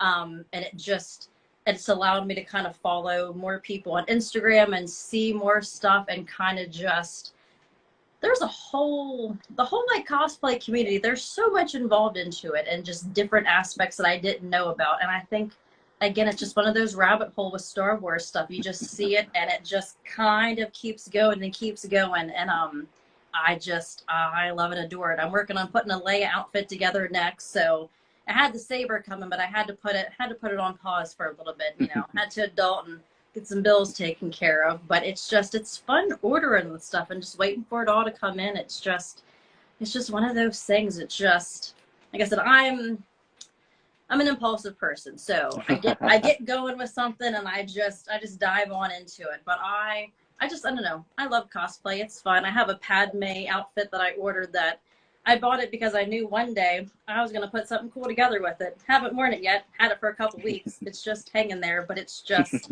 like I had an Endor outfit come today. Like it's fun to put together and kind of plan stuff out. And like I said, I'm not biased when it comes to my Star Wars love, and it's just one more way for me to kind of expand upon it and kind of be involved with it. Sorry, my cat was trying to get out of my room. I had to make sure he could get the door open. You're good. You're good. He's And done I have my dog right here too. So if you ever hear like scratching or jangling and stuff, it's probably him scratching or something, because he's right here next to me too. Yeah. He's enjoying my bed while I'm here doing my show.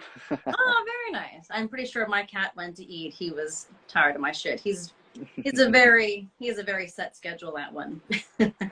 I'm sure. And it's a little later where you're at right now too, anyway. So, Mm-hmm. Oh yeah, you're so in California. I know this and I keep forgetting. So yeah, it's a little earlier here than where you're at, but not too much. But you're what, 6:30 out there? yeah, 6:30. Okay. Yeah. California was so nice. I've only been there once, but damn, that weather was so nice. So nice. I don't know if they'd agree with you right now because it's pretty hot right now. So it's pretty hot and dry, but for the most part, yeah. I mean, it's not like we get a lot of rain and snow and stuff. Or at least not in most parts and stuff. But I mean, that's kind of an issue right now. At the same time, that we're not getting a lot of rain because we're in a drought. Yeah, so you So guys have that. That can be a problem out there, I imagine. Yeah, no, it's so been we have all the sunshine and everything, but no water to drink. no water. Yeah, that kind of sucks there. That's yeah. That's a downside for to Cali for sure. But I was there in June and it was beautiful. Loved it. Yeah. It's really a hit and miss during, those summer months. Sometimes it's really good weather and sometimes it's just really, really hot. Like I That think last year we had a few days I got up to 120. 120. Oh my God, the heat index was just 104, and you would have thought that was the end of the fucking world here. Like, that was terrible. 120? Oh my God. Okay, I'll stick with my East Coast weather. Yeah, Damn. even we were like, okay, nobody go outside. Everybody stay in, turn on the ACs, like don't 120. go I don't out. even know. I can't even fathom that because 100 and that was like I want to say it was like 96, but the feels like and everything with humidity. Because I do remember from being out in Cali, I feel like it wasn't humid when I was out there. No, no, we get But humidity very rarely and stuff, but wow. we have a dry heat. We have that dry desert heat where, yeah, you guys get that humid, swampy heat. Yeah, it sucks. I feel like I'll take the dry heat over this mugginess. It sucks. I'm sitting here sweating. Now I got a fan pointing on me. It's crazy. Yeah, I always tell people I'm really fine with heat. Like I'm fine with like 100-degree weather. For me to be uncomfortable in heat, it has to be like 110 pushing it. But in dry heat, you put me in humidity like that, oh, I'm gonna be miserable. I'm gonna be pissed. I'm not gonna be having it whatsoever. It Dry sucks. heat I can handle. Yeah, so no, Plus, it we don't have wasn't all that. of those bugs. Yeah, no, it wasn't that. Like I said, it wasn't that bad when I was out there. But I also heard that it was like perfect Cali weather when I was there. It was like nice 70s. There was a nice breeze. It was sunny every day. It was. Yeah, I that's what I'm loved saying. Like it's a real hit and miss on those summer months where you can have that perfect weather, or you can have where it's just like 90 to 100 to 110-degree weather. It just really it. depends. I'm glad I got the perfect experience, and I'll stick with that. Yeah, keep that memory in your mind. It is a good one. It is a good one. It was beautiful. Well, hopefully you can come back soon and maybe take some nice cosplay pictures on our beaches. I hope so, because it's awesome out there. I will say the beach was gorgeous. The ocean, cold as a son of a bitch, but it was beautiful out there. Oh my gosh. That was my first time at the Pacific, and damn, it was cold. Yeah, no. Yeah, that's why it's nicer when it's like 100 degrees out here. Well, that's when our beaches are, really packed and stuff because that's when our water's actually somewhat bearable and stuff Yeah, too. I was going to say, the beach was not, I will say, because I can't remember. I know we were in Coronado, and I can't remember the other place we went to, but compared to a beach on the East Coast in June, it was not that busy at all. But I guess having somewhere that's nice all the time, it's not, everyone's rushing to the beach in June. So, Yeah. Plus we know it's usually packed busy in June and stuff like with tourists and stuff. And if mm-hmm. you're a local, you know when to go and when not to go. Oh, I bet. Black Series or Vintage Collection? I don't know. That's a good question. I'll think on that one. Well, while you're thinking about it, let's get back to your cosplaying and stuff. What Yeah. was the first cosplay costume that you actually were like, you know what, I like this. This is the first character I feel confident enough in dressing up as, and this is what I'm going to buy. Princess Leia in the gold bikini. I was determined. I was determined to win a costume contest at a Halloween party at a bar. I got second place, but it was funny because someone took a picture of me when they announced that I got second place, and you can tell that I was just super pissed off about it. But no, actually I wore that costume twice, but no, I think that was one of the first ones that I'm trying to remember what made me want that costume. I think it was just one of those. I'm like, I saw it. I got to rock that. Like, I'm going to kill it. And I wore it out the one year for Halloween so much, in fact, that I bought it again a couple years later. That was the time for the costume contest. Yeah, that picture, it's a pretty epic picture. I have to send it to you if I ever find it. It's just, it couldn't have been like more like just me and with looking super sexy and confident all at the same time. But I would say that was probably the first one that I got that I was just like, okay, like I'm pretty sure that was the first, I think that was the first Star Wars one I had gotten overall. And that was, I think I've only done one, I think I've only done one cosplay shoot in that one actually. It fits a little awkward, so I've had to make some adjustments to it, but that was definitely one of the ones when I thought about doing more cosplay pictures and kind of stuff like that, it's definitely one I want to revisit, but it was probably definitely the one that got me kind of like jumped off in it and like, okay, like I can make this work. And then it was just kind of getting the ideas of what to buy next and kind of what to get into. So yeah, but the Princess Leia gold bikini, definitely the first one I got. Like I said, liked it so much, I got it twice.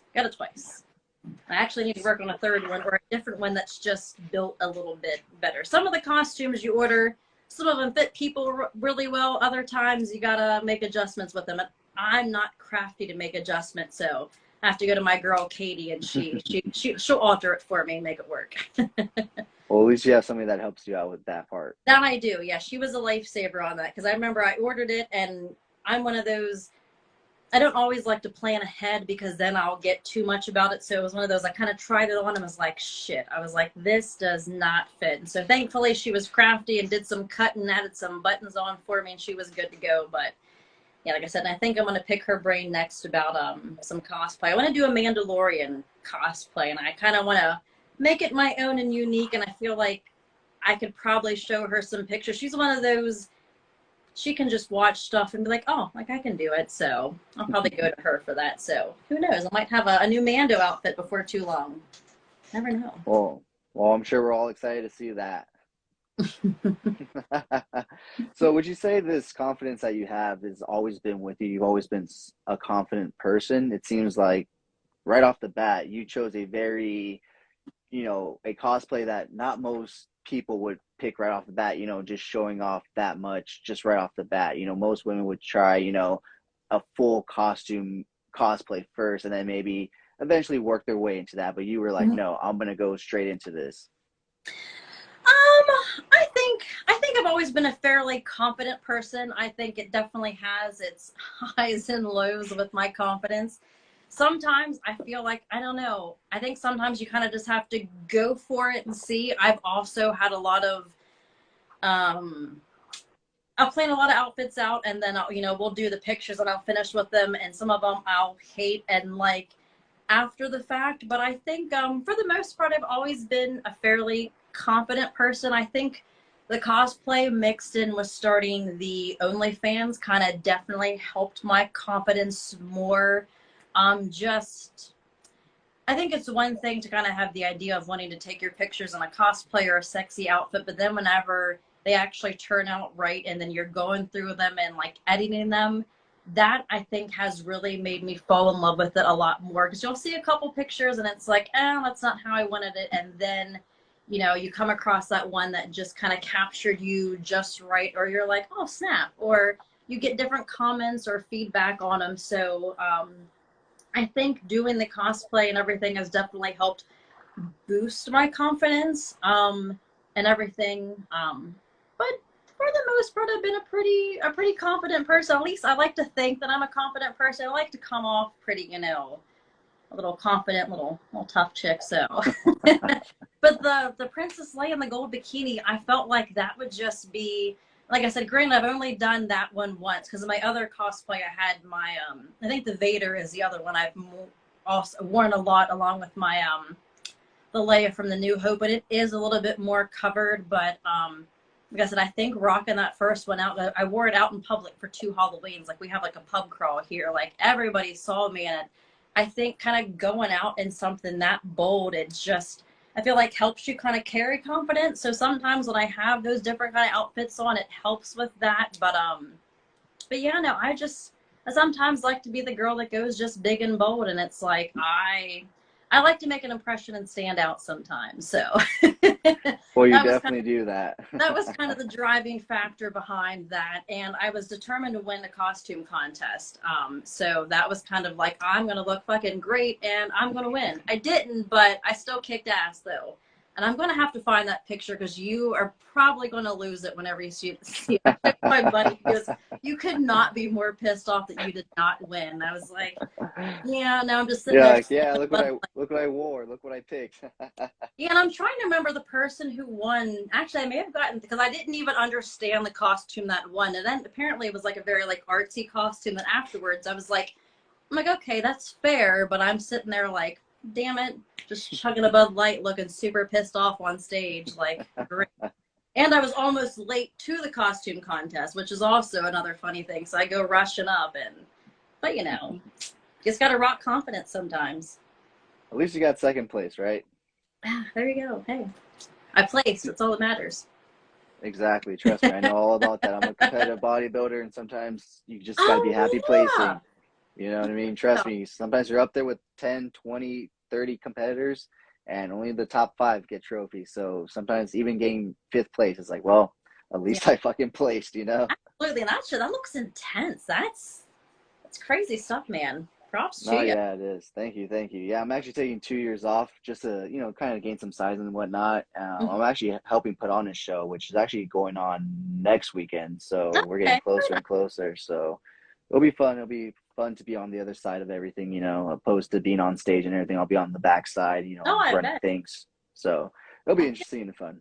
I feel like that's a level of discipline with like fitness and just, you know, caring for your body. I just couldn't do it. I have all the best intentions of like being healthy and working out, but it's just, you know, I go like a good 3 days and I'm like, Well, see, the thing with like everyday people, you have to realize it honestly doesn't have to be as hard and difficult as it does for us that are stepping on stage. For us that are stepping on stage, you know, we literally get judged on our flaws. The points that we get marked against us are literally points against our flaws. So if you step off stage and you have 10 points on your card, it's kind of like golf. The lowest amount of points wins. So if you have 10 points, the judges saw 10 flaws on you. Damn. Exactly. Yeah. So that's what I'm saying. For us, it's a lot harder because we have to take into account that we have to be our best. If you just want to be fit in life, it really isn't that difficult. You just have to really commit to cooking your own meals. You can get, you know, really fancy and interesting with your, you know, your proteins, your carbs, and eating, you know, the proper stuff and whatnot. You know what I mean? Like, it's not that difficult. You just have to find a proper balance, a good 80-20 split. 80% of the time you're eating good and doing right, and 20% of the time you get to have your Bud Light, you get to have your ice cream, your pizza, your fun and whatnot. You know what I mean? That's a good lifestyle split, because if you try to do it like a bodybuilder, it's not sustainable in long terms. You know what I mean? We do this for a short amount of time just to step on stage, and then we're back to eating a normal amount of calories. You know what I mean? So you just have to really keep the mentality of 80-20, you know. 80-20. I'm eating 80% of the pizza. That's why I'm laughing at that comment there. You're talking to a girl who can sit down and get off work, and I can make a whole freezer pizza and eat it with no shame. No shame. Until I have to do pictures of something the next day, then I'm like, oh, let me go from this angle over here. A little better. Yeah, that's me. Hey, there's nothing wrong with that. You know, to each his own. I'm a nut. But kind of going back to your cosplay once again, when you kind of dress up as these characters, it seems like you kind of feel like you are these characters, like you kind of step out of who you are as your own individual person, and you become the character that you're dressed up as, and it kind of empowers you in a way. Do you say that's kind of true? I would think a little bit. I would say, I think depending on the costume, I think definitely the Rey costume I had, which has been a while, and I want to redo that one now that I have the saber. I feel like the more together they are, I definitely kind of get that vibe. And I try to, I know the one time we were out, I was trying to do like lightsaber moves and different stuff. And for as much as I love Star Wars and watch Star Wars and clearly know different moves to make, I feel like sometimes it takes me a little bit to get into that and past my own like goofiness and silliness with it. But I definitely try to embrace that a lot more. It makes it a little bit easier to to get the look I'm going for, or just to kind of help that confidence and kind of I don't know, just that feel and energy I'm kind of going for. Some are easier than others.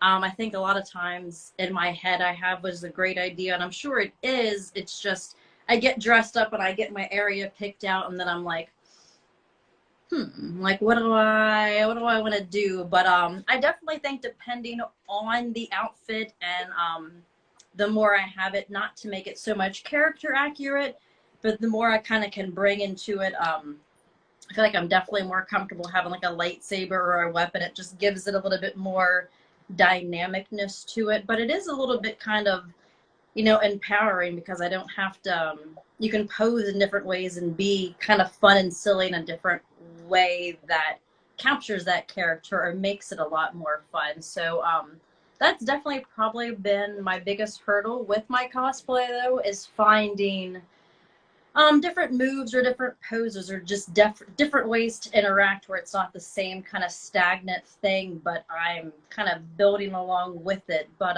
it's definitely something I'm working with. Some things come easier than others. I think my Vader costume and my Leia just, I don't know if just those being two very recognizable characters are just kind of easier to emulate from it. But I definitely like kind of feeling that and kind of adapting into a character more, but it's definitely kind of character based on what I'm doing. So and how much I get kind of disappointed if whatever I picture for my cosplay doesn't turn out. That's another thing I'm trying to get past, is not feeling so defeated, because sometimes you have something and you know you want it to work out a certain way, or you have a certain vibe, and then I'll look at my pictures and I'm like, and then sometimes I don't post them for a couple days, and then, you know, a couple days later you're in a different mood and you realize the content you got and you kind of have to work with it. So that's definitely been my biggest struggle with my cosplay and like my content, because sometimes I do get where they come out and it's weird because I'll post different pictures where I'll post something that's, you know, especially on Instagram, that's a little bit more, you know, Instagram friendly or whatever, and I'll get all these like fantastic compliments on it, and it's not something that I thought looked very good, but then people will be like, oh, your confidence here, just how you shine. So I try to take from those pictures and look back at like, okay, well, like what was I thinking about, or what was I doing or whatnot, and try to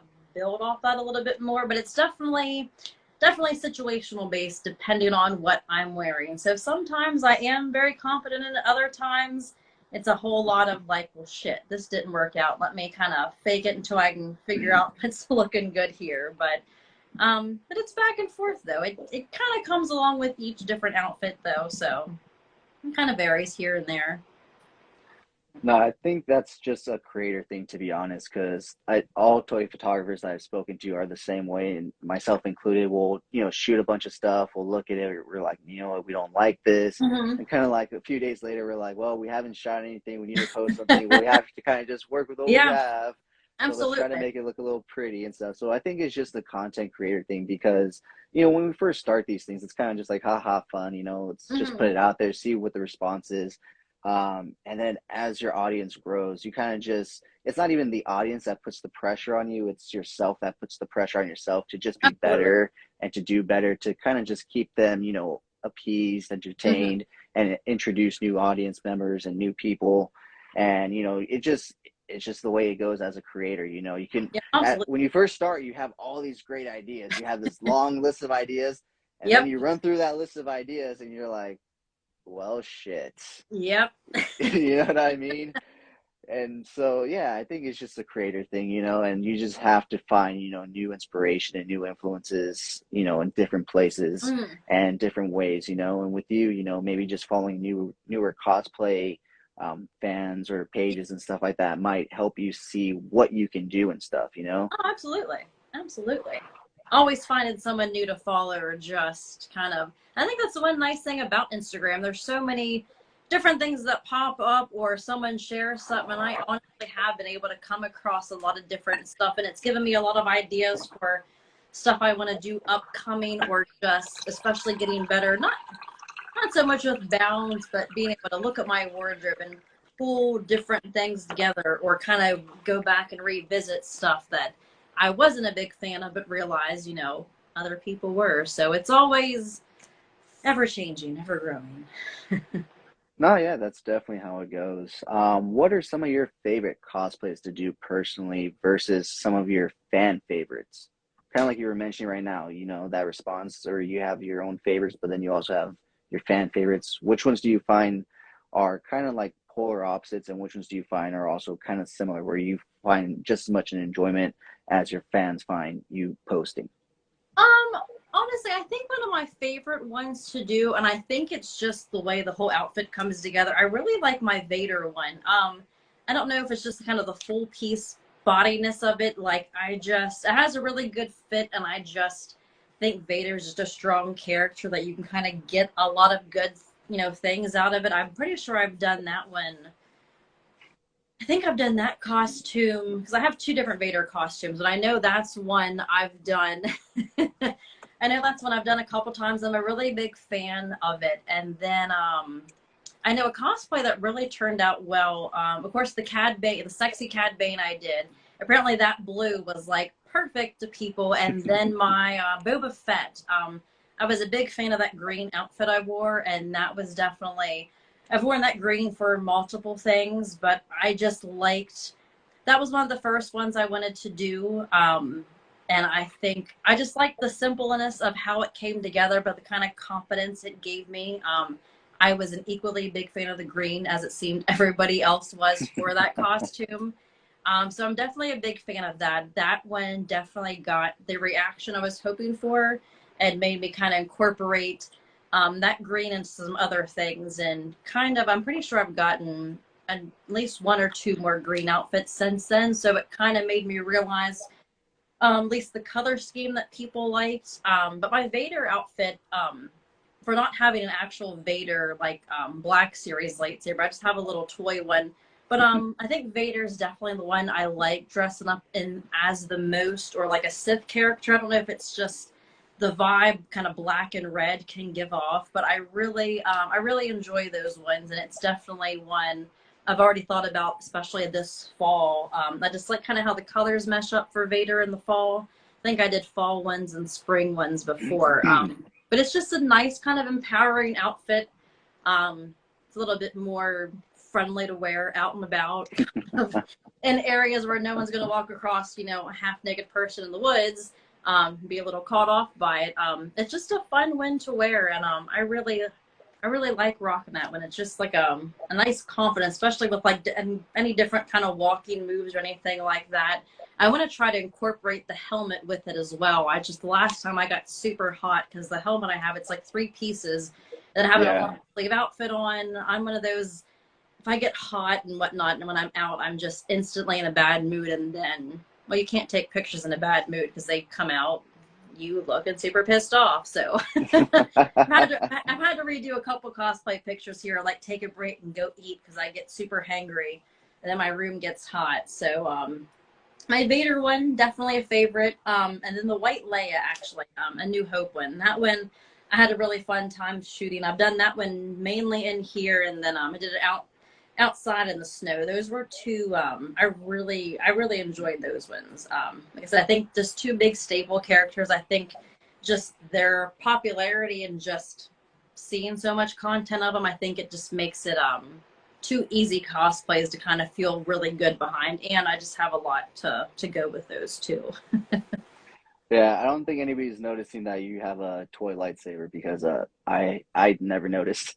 Probably not. I feel like people are not paying attention to that. Yeah, no, that's the one out of the costumes I've done, because I feel like I use the Kylo Ren lightsaber when I do his. That, and then like I said, it's a toy one because I was going to do a Vader costume the one year for Halloween is actually why I got the costume, and I ended up getting sick and I couldn't make it out for Halloween. So then it just sat for a while, and then I was like, oh, I can do a sexy cosplay and have a little toy lightsaber. So it came in handy a couple years later. Nice. Really quick, it seems like Instagram might have made some changes and it's counting me down. So it seems like we may have to do a part 2 live. So if we get cut right now, I'll go ahead and start a second live. So just be aware because I have a timer. It's like 4 seconds. So I don't know what's going to happen when it seems like Instagram changed their stuff. So seems like we can, part 2, man. Hey, welcome back. Welcome back. Ooh, let me send you another invite. I just sent it, but there we go. Welcome back, everybody. Welcome back. Sorry about that. Instagram's new updates. You guys know how that goes. So we're just waiting on our guest to return. In fact, she may be making an outfit change. So we'll give her some time to do that, guys. So until she does return, 2 years officially today that I've been working on the CoolFigurez channel, guys. So first off, I just want to say thank you to each and every single one of you that have hit that subscribe button. I think I'm at 964 subscribers. And so yeah, she's gonna make a quick outfit change and then she's gonna come back. So 964 subscribers, guys. Thank you so much. You know, I really do appreciate it. Like I always tell you guys, if it wasn't for you guys, I would just be a grown man talking to myself about toys. So I really do appreciate every single one of you that have hit that subscribe button, that have left comments, that have liked the videos. And if you haven't already, go ahead and follow me and subscribe to me over on YouTube at CoolFigurez. I would really appreciate it. We're almost to 1,000. And also on episode 50 of Coffee and Toys, the podcast, I am going to be doing a giveaway, guys.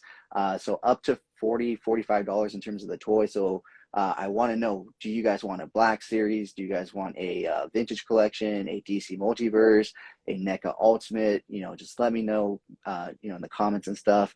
And I want to do a giveaway at episode 50 for you guys, because I just really appreciate all the great support that you guys have given me, you know, and all the great people that I've met and have talked to in these last 2 years. And that is really the whole reason I started this channel, was to connect with more collectors, to speak with more collectors, because you guys know the lingo. You guys know what we're talking about in terms of 5 points, 22 points of articulation.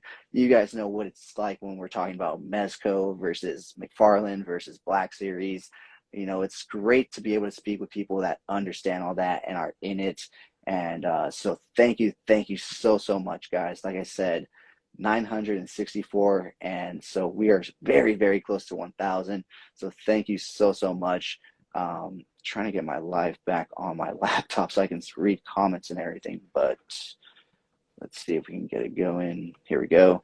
So thank you guys once again so much, and I hope you guys are enjoying this episode so far. It's about to get really good. So please stay tuned. Like I said, she will be coming back right now. Just give her a sec. That's really weird how, you know, Instagram makes all these updates and changes out of nowhere and doesn't even tell us. A Mezco would be dope, or a hot toy. Oh yeah, toy junkies. I could really afford to give away a Mezco or a hot toy. Maybe one day, maybe for the 100K followers or subscribers, then we'll do that. I'll definitely give away a hot toy if I can get to 100K. Or you know what, 50K. I'll make it 50K. If I can make it to 50K subscribers, I'll do a hot toy giveaway. You can even hold me to that. I promise.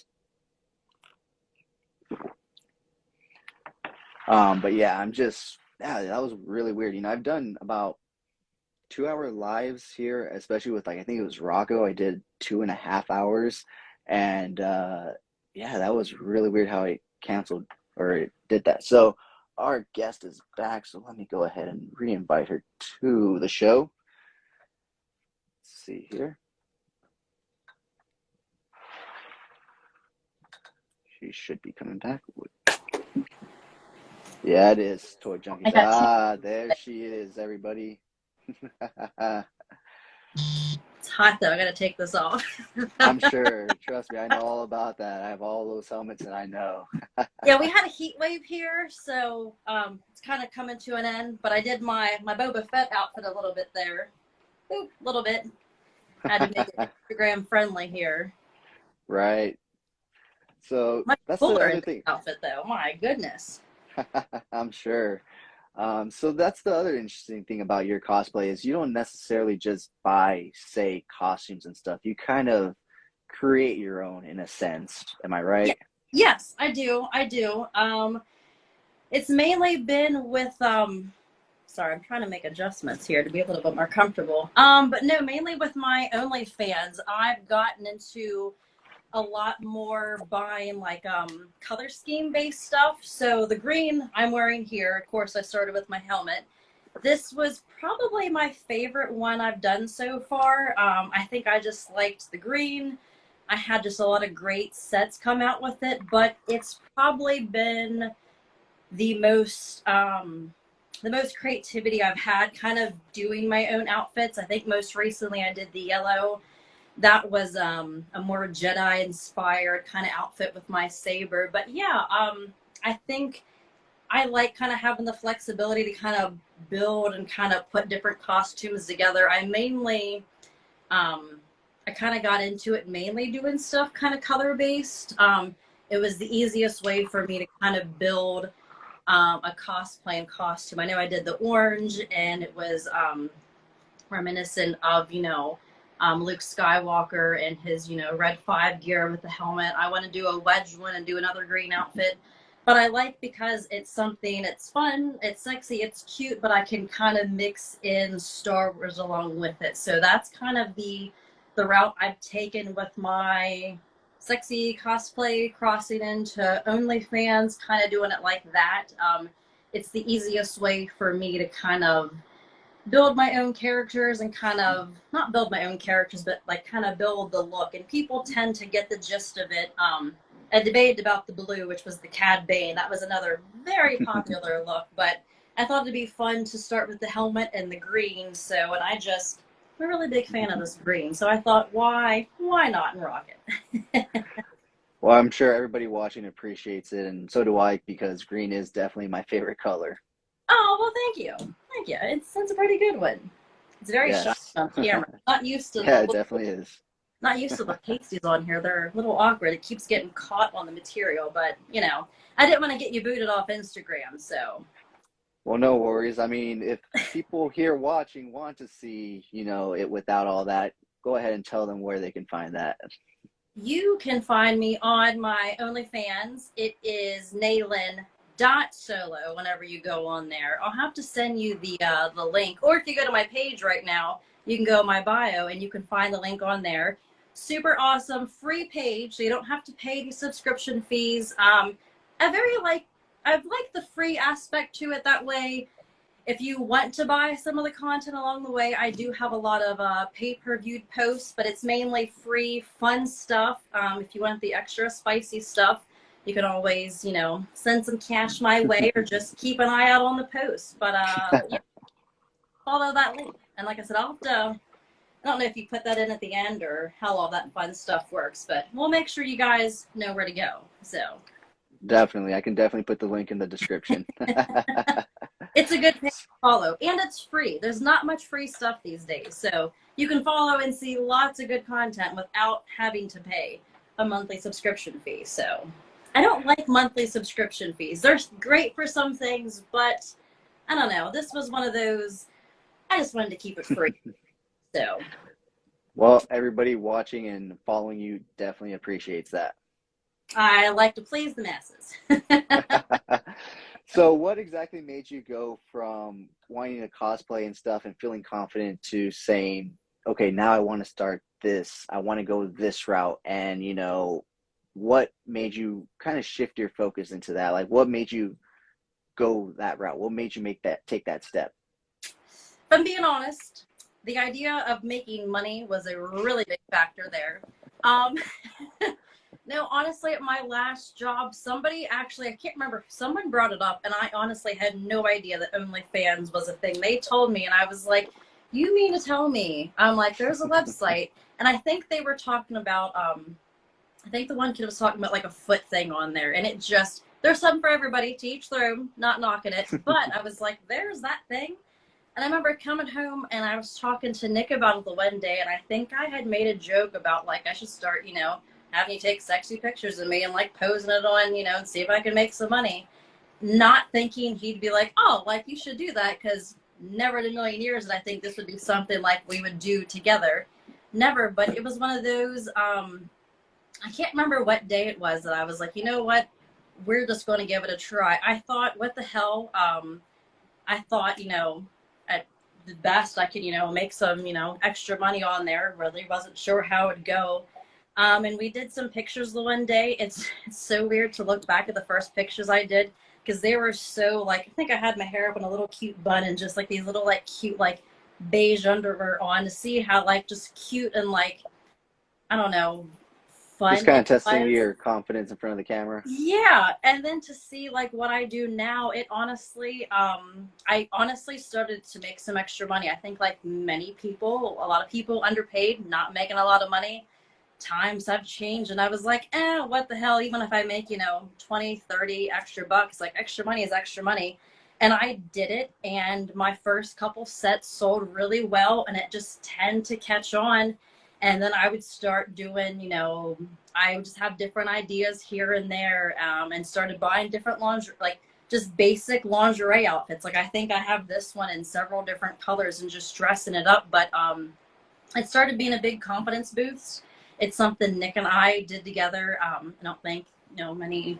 I have my husband taking like half naked pictures of me, like putting out there to see. It was something just random and fun for us to do together, but also it was like a nice confidence boost for me. It was just fun to do. I honestly never in a million years, that I think I would get like dressed up and pose either half naked or naked and have these like pictures, but it's fun. It's, the world has definitely changed a lot. Things are moving different directions, and it's honestly, it's for something that started honestly like financially based. And I can say like, I'm pretty sure the first year I did it, like I used all my OnlyFans money to buy all of my Christmas gifts. Like I literally completely funded my Christmas, which is just expensive. Like to be able to have that and like the money I go to my everyday job for to make to have towards bills, it honestly started as a way to do something fun that was easy. It's not anything hard for me to put something fun on and pose in my Star Wars room. So what started out as a fun kind of new thing to get into to make money has turned into just something really fun that I enjoy. It is a lot of work, especially when I was trying to keep up with it so much there and always have new content. I think I've had it build up a decent bit now where, because it is free and the way I balance my content, I found a real groove for it where it's kind of, I constantly always have a little bit of income, whether I spend it on something fun or it's going towards, helping my cat out with an emergency vet bill or different stuff like that. Like it's, the real world sucks. You got bills and whatnot that comes out, and it's awesome that I can do something I enjoy that gives me a confidence boost out of it that can kind of benefit me in two ways. I've never known what the end game is with my Instagram page, aside from wanting to build it and get into different stuff. Like if I can, get people to send me costumes, whether it's like actual cosplay and like modeling that's cool, or whatever it may be. Like I don't know what the end plan is. I kind of just want to keep building and adding to it. And this avenue of it has just been, it's been a lot of fun. I will say it's really weird because I'll hear people talk about OnlyFans all the time, and they don't know who around them has it, participates in it. And there's so many people at my job who talk about different stuff. Oh, I can't believe that girl's on there doing this or making money. And I haven't said anything because it's just like, That's your always want to business. like, I don't want to have people in their business, but I'll sit there and kind of chuckle and giggle. And I'm like, yeah, like it does give you some money here and there. Like not everybody works out for it, but it's also, there's so many different genres of people that are on there. I know there's different artists, there's musicians, there's all kinds of things on there. And just in this day and age and everything that's happened with COVID and all that, if you can find another platform and a way to hustle, make money, by all means, you keep doing you. And just, you got to do it. And I've enjoyed it. It's definitely not something I thought I would do, but I'm doing it and I love it and I'm enjoying it. And here I sit half naked on Instagram with some little star pasties on, talking about it and hoping more people will join it. Well, there you go. Just talk about it and put it out there. And, like you said, it's extra income. It helps you out and stuff. And, you're having fun. It's a confidence boost. And, it's, like you said, it's not hard and something you enjoy. And so, you can't really go wrong with that, right? Absolutely not. No. Like I said, definitely not something I thought I would do, but it's, I enjoyed it, and I'm able to incorporate a little bit of Star Wars in there. And I think, honestly, that's helped me kind of get that niche. I think having, Mm-hmm.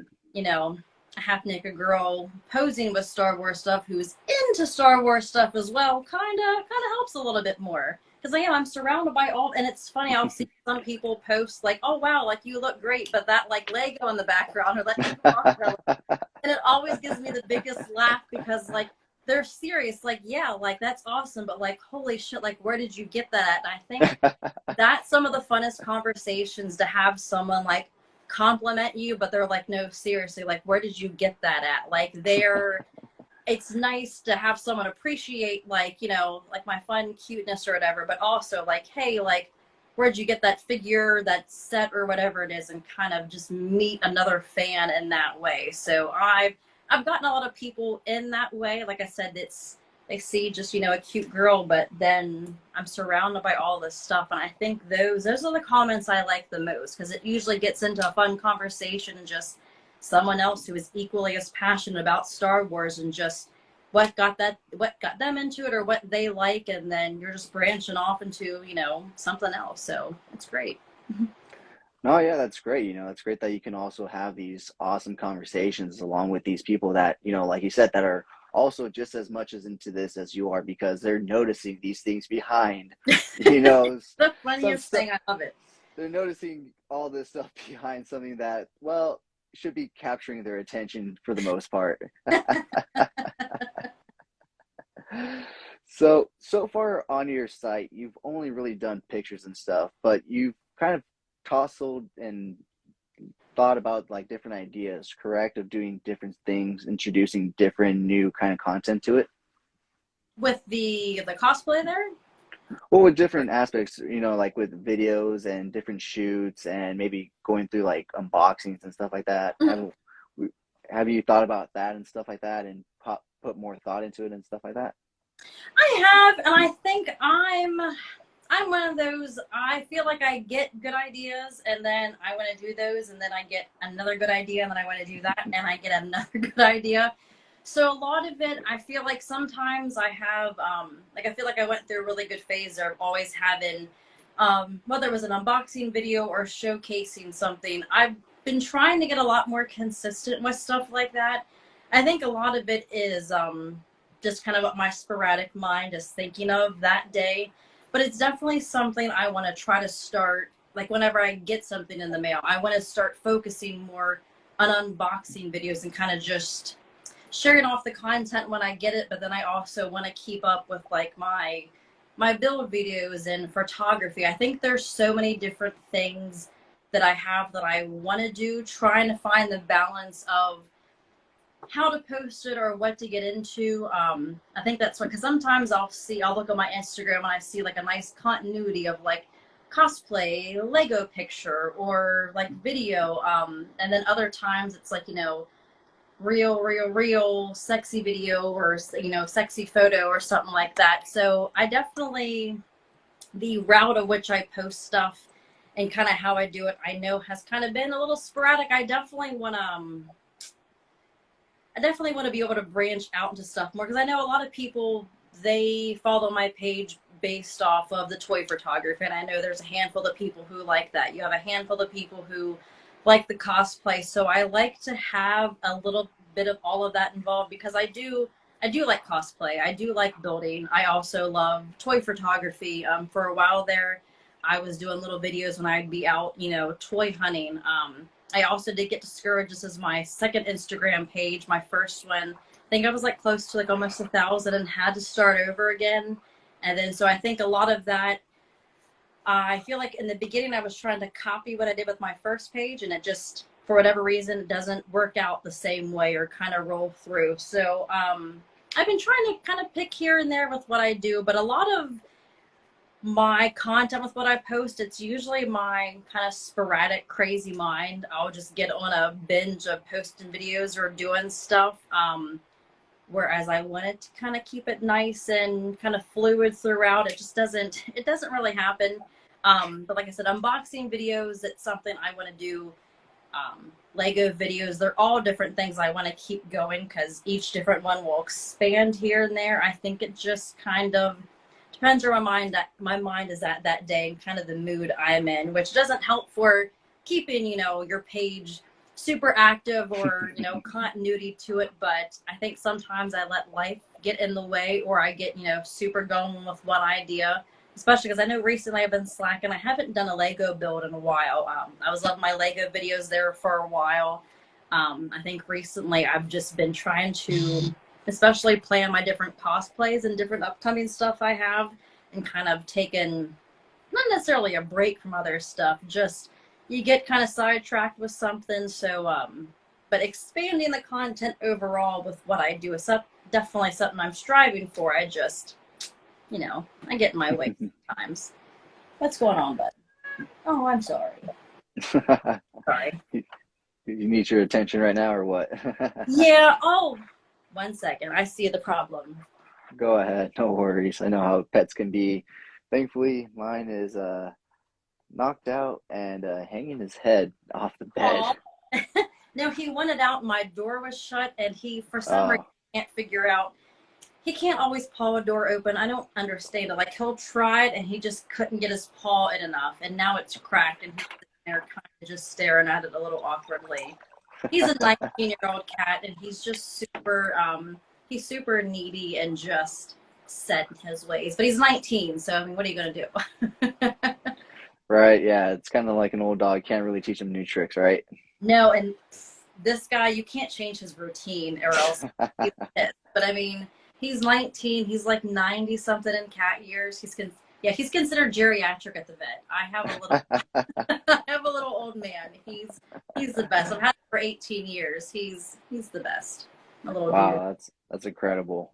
Yeah, I'm going for it was funny, we were at dinner and I think the oldest cat was 38 in 3 days, so I make a joke that my cat is going to be the new like Guinness World Record holder. So he's super healthy and he's my little dude, but he's finally departed, so.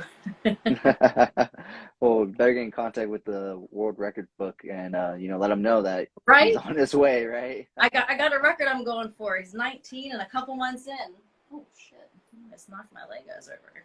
Oh, that's the one thing. Yeah, it's the one thing. Like even right here, like where I'm at, like I got to be careful because if I back my chair up a little too much, everything you see behind me just gonna come crashing down. Yeah, I was gonna say, I have my chair backed up enough because I wanted to have my Legos in the background, and I was like, oh, look, this will be a good space. I have kind of everything set out, so I have like the fan and the light, and then I realized I just threw a bow on my Falcon back here, so. That would be a tough one, right? I don't know what I would do if something like that. Because I've seen pictures, and I don't know if people rebuild that. Like, I think I'd probably just buy a new one. I don't think I could do it again. I don't think I could sort out all the pieces. That just seems, no. I would just, fuck it, I'm going to buy a new one. Call it a day. I'll just spend another $800. Well, I mean, this one, I don't know what the price is on that one now these days. Because this is the one from, I have 3 Lego Millennium. I have The Force Awakens, The Rise of Skywalker is that one, and then I have like the Ultimate Collector Series one in the back, which, yeah. That one, I have the whole light kit in the display. I don't know how to start it. Like, I gave my brother shit for having it and not building it. And then I was like, if I had it, I'd build it within the first couple days. Here we are almost 2 Christmases later, and I haven't even opened it yet. So, yeah, look at me talking now. Well, maybe it's a whole new video series you can work on for one of your pages, either your toy page or your OnlyFans. You know, it is one that I want to do a video when I build that. I've seen different people like have different time lapses, and I just don't know how I want to do it. Like, do I do 2 time lapses and have like a GoPro set up on my phone? Do I do different angles? And I think that's the other reason I haven't started it, because I know it's going to be such a big, massive build that it's one that I definitely want to capture. It's one that I have planned as content I want to do. It's one of those, again, I'm sure I'm overthinking it, but I have an idea of how I want my build video to come out. I just executing it and coming up with it. I feel like I get in my own way a lot with stuff I want to do, which I'm sure is many creators kind of hiccups here and there, but that's definitely one when I do that one, I'm going to plan it out right.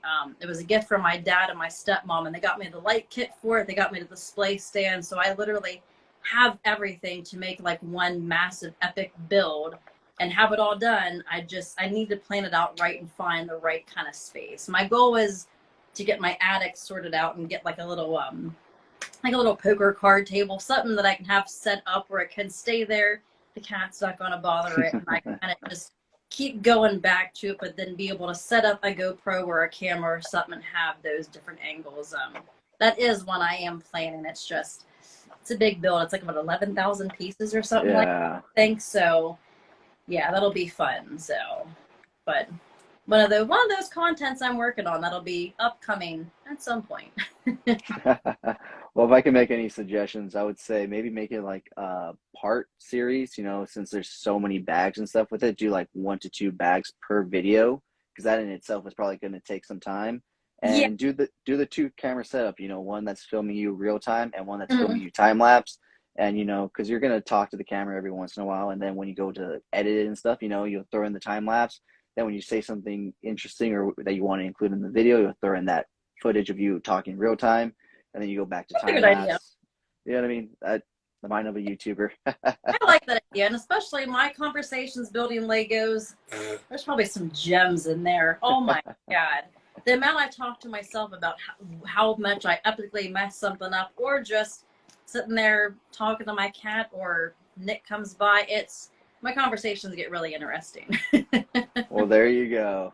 Yeah, that's a good idea. I like that, because I think I did look at the bag count, and I can't remember how many bags there are, but it's a lot. I did open up to see that much. So that's an idea. I didn't think about that, because I feel like my mind thinks of something like large scale. Like I just need to kind of have something consistently going. So, but that's a good idea. I like that one. All right. Yeah, not only that, but like you have consistent content as well. You built this whole series up, and it's constant content. Like I said, mind of a YouTuber. See, you practice in the YouTube more than I do not. And you practice on the OnlyFans more than I do. So talk about that a little bit more. What exactly do you have upcoming for your page? Do you have anything exciting coming up? Do you have any changes that you want to talk about? Any kind of ideas you want to ask anybody, see if they have any interest, if they have any feedback? So honestly, the next big thing, and it's something I honestly thought about today, like Instagram wise, I don't really have, don't have any events or anything I'm doing. I just always ask people to kind of tune in and see the different things I'm collecting. But OnlyFans page wise, last year I did a 25 Days of Christmas, which seemed to be a really big hit. If you followed it, give me your feedback and let me know what you thought about it. But I thought about kind of expanding that this year, but I want to do it for Halloween. So that's probably my next biggest thing I have coming up. I want to do a 31 days of Halloween on my page. Some stuff will be fun, sexy Star Wars stuff. Other will be either Halloween based or kind of costume based stuff. My page is free. So the goal is to have something posted every day for all 31 days. I'll probably end it. Last year I did a trick or treat PPV. You could either buy the trick or you could buy the treat. Some people got both, but I'll probably do something similar like that. I really love Halloween. Recently with my page, I've mainly done my pictures in my Star Wars room or my bedroom. I kind of had the idea of maybe decorating. I always decorate my house to some degree, but maybe kind of expanding around my house just because, I don't want to get stagnant with content, and especially with something like that where it is kind of a platform I use, one, as kind of fun and to just share my, my fun side that wants to be, a cute, sexy, like Star Wars model. I also use it, to make some money. So I want to keep it, different and creative. So if you like Halloween or just like looking at cute, sexy, fun girls, you can join and check in my 31 days of Halloween. I think that's definitely going to be the next thing I have planned. The next cosplay I'm working on, I want to do like a different sexy kind of Leia, same like New Hope kind of vibe, but I have some different pieces. I've slowly been ordering stuff, having things come in the mail, so that'll more than likely be the next cosplayer kind of content that you see for me.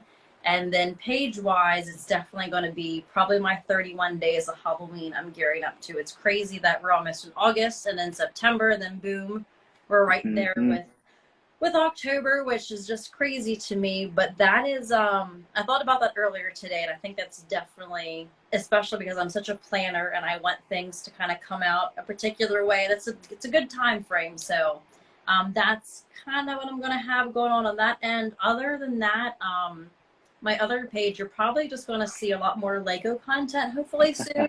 August 1st, there are some new Legos coming out, and I'm super excited about getting them. I still have one Lego to build. So I want to get more of a regular routine, like you'd mentioned, with like the content and stuff like that. Like I want to get back to that continuity. I've had some just hiccups adjusting to my new work schedule and just, you know, the joys of adulting and that wheel of life that goes around. But I definitely, Legos are something I have coming up because there are some new ones coming out, and I definitely kind of want to expand, work on my room a little bit more. So hopefully you'll see some changes, you know, room-wise, just with the expansion of my Legos. That's just due to the timing of the year that we're at right now. And then, kind of like I said, that 31 days of Halloween, I'm really looking forward to. There's been some really cool, fun, exciting costumes.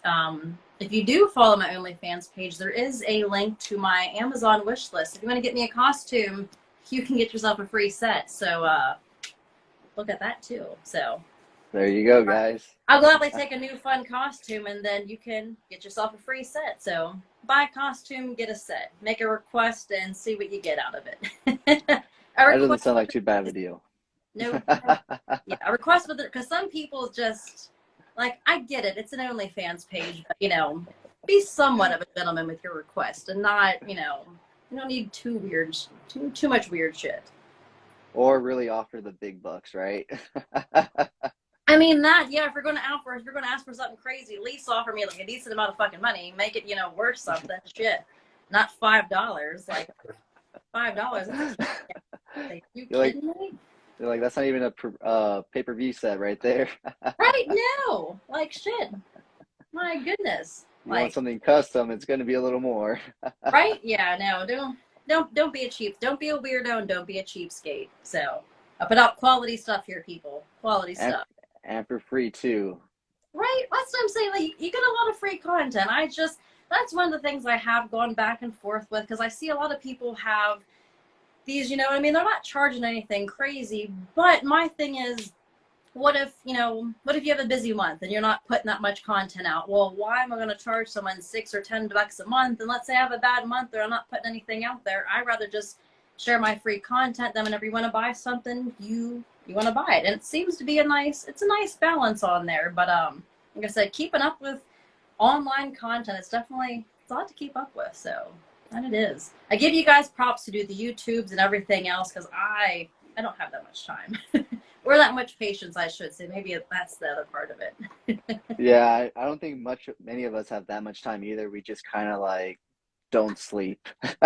Yeah, so you guys are just always kind of on the go, which I admire you guys all for it. It's just, but you guys kind of keep cranking it out. But hey, it's paying off for you guys though. So it pays off for some people really big. Just got to keep pushing. No, yeah, exactly. You know, it pays off in different ways than your site than mine, but you know, it still pays off nonetheless, you know. A little bit, yeah. So. No, yeah, that's great that, you know, you find that confidence and everything in it and whatnot. And, you know, I had a really great question in my head and I just totally lost it. What were we talking about just right before? We were talking about your content and oh, I have it. I got it now. So, okay. You know how you were kind of teetering between keeping a free site and, you know, making it subscription based. Mm-hmm. A lot of girls sometimes have two OnlyFans pages where one's purely subscription and one will be like that. So you can offer, you know, if you pay the subscription, you don't have to pay the pay-per-view prices and all the content's there and you pay monthly. And yeah, if you don't have a good month, I mean, they signed up. But yeah. Then you also have that other option where it's like, well, I also have my free content, and if you want to pay for extra stuff, here's that. You know, I thought about that for a minute, and then I don't know if just I overthought it and thought it'd be too much work. And I was like, Because I honestly, I do. I overthink. Overthinking things is like a classic problem with mine, which is usually the hiccup in my content. But I thought about doing that, and then Because you can use the same content. It's just, instead of having to pay for individual sets, you just unlock it all. You get what I'm saying? see, So it's not like you're having to do double work, but you're going to be getting double income. yeah, Work smarter, not harder. maybe we'll see how that one goes. I have thought about that because then I know the one girl I follow, she actually had both, and then I can't remember what happened, but she ended up changing over to one. I don't think it was an issue keeping up with the content, but I feel like she ended up being more beneficial with the free page, with like the kind of PPU. But I also see different people. I see people that I followed that had free pages, and now they have like paid posts, and I don't know how well they're doing, but if you go to a paid post as opposed to free, clearly you're probably, doing pretty well with it. But I don't know. I've thought about that, but I think for now, especially I think the amount of kind of subs I seem to kind of keep constantly kind of growing that I don't want to mess with that kind of like rhythm that I have and kind of chance, upsetting the flow that I got. So I think I might keep it free for now. So Real quick, hey man, go ahead and ask your questions in the comments. I can't really reach my phone, so I can't reach the question box. So if anybody has any questions, go ahead and ask them in the comments below. I was trying to read that there. Let me see if I can try. Okay, let's see. If you weren't a collector, you would be better at, and then who inspires your perspective on collecting most these days? Okay, so he's basically saying, like, if you weren't a collector, what would you do? And also, what kind of inspires your perspective these days, he said? If I wasn't a collector, what would I do? Yeah, that's what he said. If you weren't, like, collecting, like, I guess, figures and stuff, would you, like, collect other trinkets and stuff compared to, like, toys and stuff? I mean, probably, honestly, when I started out, I've always been some type of collector. When I was younger, I honestly, I had it was a pretty epic collection of snow globes. I know not everyone likes snow globes, but I still like them, and I only have a few, unfortunately. But I used to collect snow globes and then dolphin figurines. Unfortunately, I had a house fire, and I lost pretty much everything except for a handful of stuff. But after that, like, I always have stuff that I want to collect and different stuff like that. Aside from my Star Wars collection, I think, like, I have, I try to get, like, coffee mugs for my travels and different stuff. I go places, shot glasses, mainly just because they're usually, they usually have, like, a lot of art and stuff on them, and they're just really easy to get from places I've gone to. So aside from, like, Star Wars, I do collect other things, coffee mugs, shot glasses, keychains, and I'm a really big fan of those pressed pennies that you can get from little places. I went to, it was either a Bass Pro Shop or a Cabela's, and of all random things, they had a pressed penny passport book, and I actually have all of my pressed pennies from all around, I say all around the world because I went to Japan, and I'll be damned if they didn't have a pressed penny machine at a train station. And I think it was Kamakura. I found a pressed penny thing, and I was like, oh my god, I need some pen. And I made a pressed penny. But yeah, so I do collect other things other than Star Wars. I think if I didn't have my Star Wars collection, probably my coffee mug and shot glass collection would be expanded. Or I probably would have gotten back into my snow globes.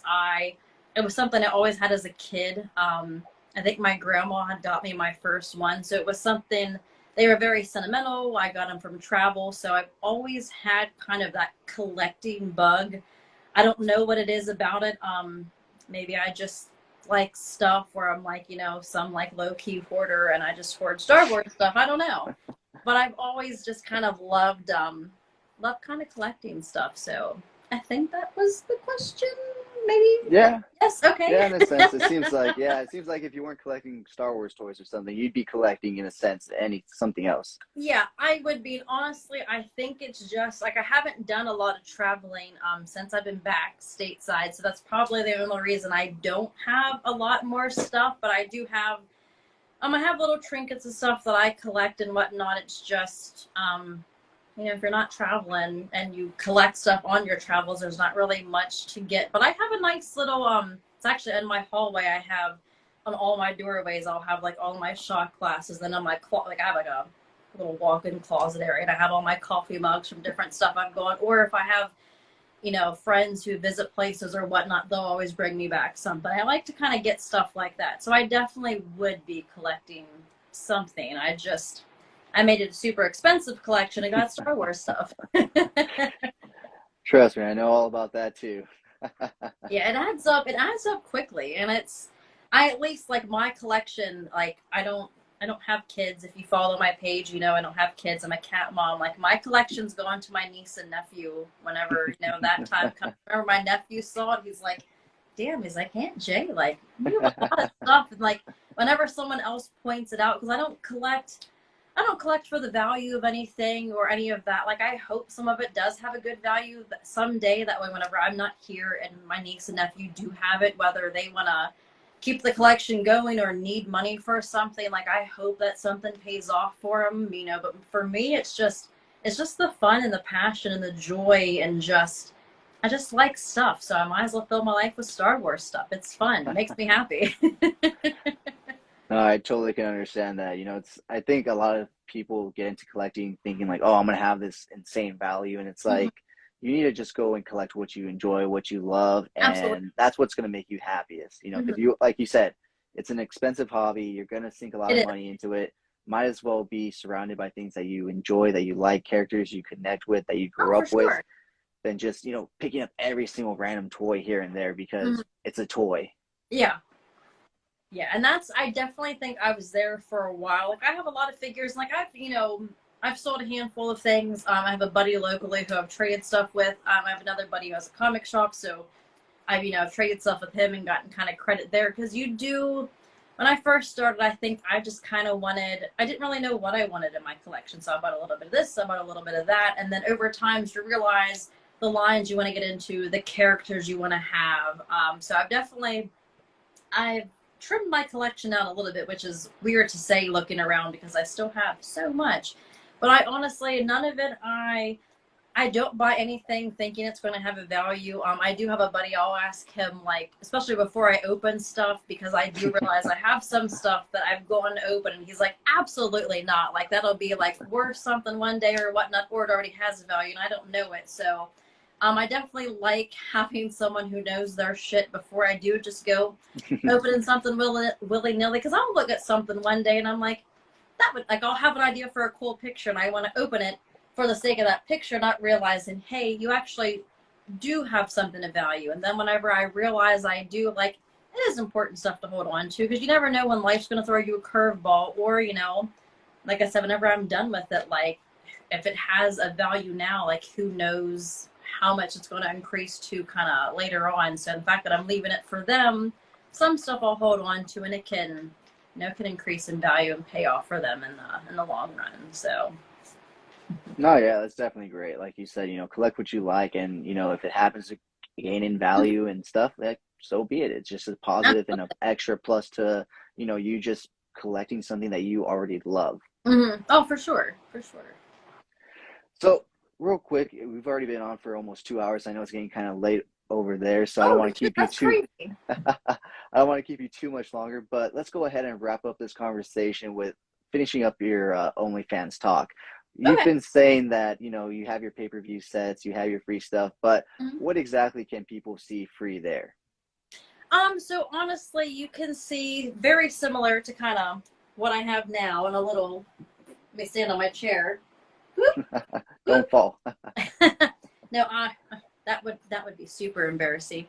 But no, so my a lot of the free stuff very similar to kind of what I have now, minus the little pasties I made it Instagram, you know, friendly.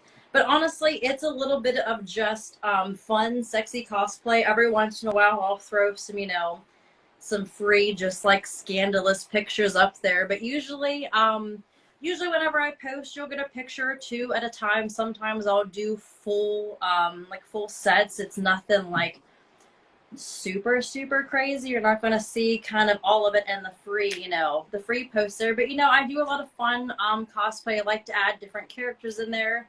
If you join now, I think I have a whole lot of like Sith. I have a lot of Sith posts. I have some sexy Leia posts. I've done some I feel weird to say sexy Grogu inspired post. It was just the color scheme.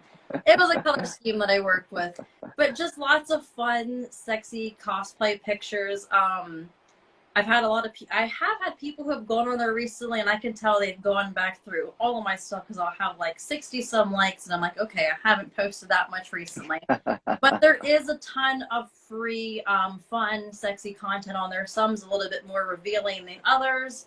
And then the pay-per-view posts, you're not paying a whole ton on there. I do take requests for different stuff, but it's just another fun outlet to show my personality and my love for different Star Wars characters in a fun, scandalous, sexy way. So, like I said, it's free. I feel like with a free post, and it kind of paid off. I feel like you tend to get a little bit more people following you because, I mean, it doesn't cost anything but creating, the little handle or whatever you need to join on there. But yeah, I know you get to see fun, sexy stuff. You'll either see me in a bed surrounded by toys and comics, or in my room surrounded by more toys and awesome stuff, and see some boobs or a cute butt, and it's good time. So I was going pretty good there for a while. I was trying to have new content weekly, which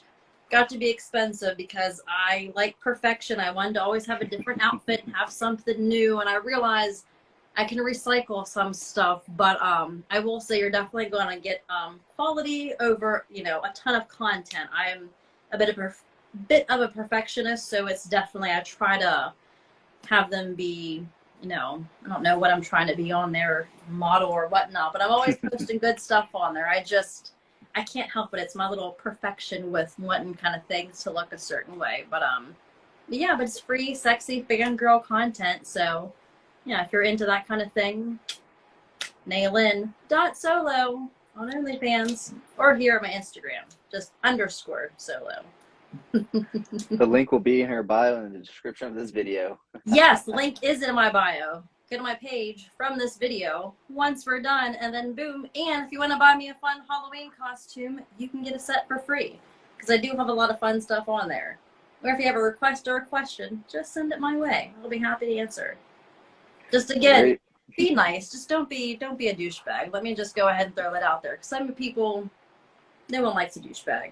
Don't be a douchebag. Or at least throw some serious cash your way. Or at least throw some serious cash. Be a douchebag and give me some money then. Some quality money. I like your thing that, or if you're going to be that way, just, give her some money. I'll take that too. That makes it a little better and a little easier to read, right? It does. I get it. Maybe that's just your personality, and hey, to each their own. Maybe you can't change your way. Just make sure you pay for it. Such a dick sometimes.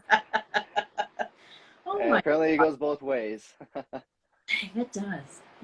It's crazy. Well, this has been like 2 hours. This has been a fun conversation. I've enjoyed this. Yeah, it really has been. Go like this long, like. I feel that's why I was surprised that Instagram was cutting us off at an hour. I was like, wow. And then right now as it is, it's probably going to cut us off in the next 10 minutes soon. I know you were like a countdown. I was like a countdown. I was just like, have we gotten all the questions? Like, what do you mean a countdown? Like, yeah, no, it's kind of odd because I've gone, I think 2.5 hours the longest here before, and it was like a continuous video, a continuous stream. But Instagram, they're constantly making updates. They're going through a bunch of updates right now, so I don't know if maybe they're trying to keep it at an hour. I have noticed that when I go to re-download the lives, if they're over 2 hours or an hour and a half, it kind of does get a little messed up towards the end. So I don't know if that's kind of helping to solve that issue. But yeah, I don't know. I've noticed that with some of the videos, and I think that's honestly another reason I got discouraged. Some of the videos I posted recently, it's taken me 5 and 6 times to try to get just a 4 or 5 minute video posted, and then I'm one of those, I'm a super impulsive person. I'm also a very impatient person. So the fact that it took me 6 times to post a video, it's like, you know what? I'll get back to it in a couple weeks. But Instagram can be finicky here and there. So I'm glad it didn't cut off again and, kept everything, appropriate with my outfit. I wasn't sure how it was gonna feel about it. So, you know how Instagram can be. No, yeah, definitely. I'm glad it all worked out. So you both. That's a conversation. Thanks for having me on. So I Oh feel yeah, like I thank you for didn't coming get to on. all of your questions or may have kind of like teetered off a little bit, but it's been No, fun. you answered everything pretty much. So yeah, Oh, no, it was a great okay. conversation. I mean, it's 2 hours. I'm pretty sure you covered everything. Well, that's good then, because I wasn't sure. I was just like, shit, I was like, did I forget something? Did I gloss over? I'm like, he'll let me know. No, yeah, they're more guidelines than anything, just to keep the conversation going in case we hit a wall or something. That's like the worst thing to do during an interview is like you hit that wall and you're just like, well, you know what I Oh, mean? yeah. But So you can say something to me and I'll just keep talking for another like hour or so. So you probably won't hit a wall with me. So if you want to do it again, I'm all for it. that's perfectly fine with me. Those are my favorite guests that can just keep talking on one. I ask them one question, and next it's 45 minutes later, and they're like, "Oh, we have another question, right?" I'm like, "That's fine. You're I good." know. I feel like that's kind of what happened because I feel like there would be certain stuff I would touch on and then I would kind of like jump ahead to something else. That's another thing. I think that's why I don't do too many live videos. Like I always record my stuff because I feel like I also plan out like when I'm going to do a recording. And I feel like I just go so far off track that I'm like, shit, what was I trying to do? Or what was I talking about? So I'm a little scatterbrained. So my husband likes to call it my hamster. It's just always running and just kind of spins off the wheel sometimes. So Well, that kind of just works perfectly for this kind of show and stuff. Like I always tell my guests, it's just supposed to be, a chill conversation between, fellow toy collectors, toy photographers, just people in the community yeah, having fun, talking toys, and not really, like I said, there's questions, but they're more just like guidelines. And if yeah. we get to them all, we get to them all. If not, it usually tends to become a great conversation anyways, even if we don't get to them.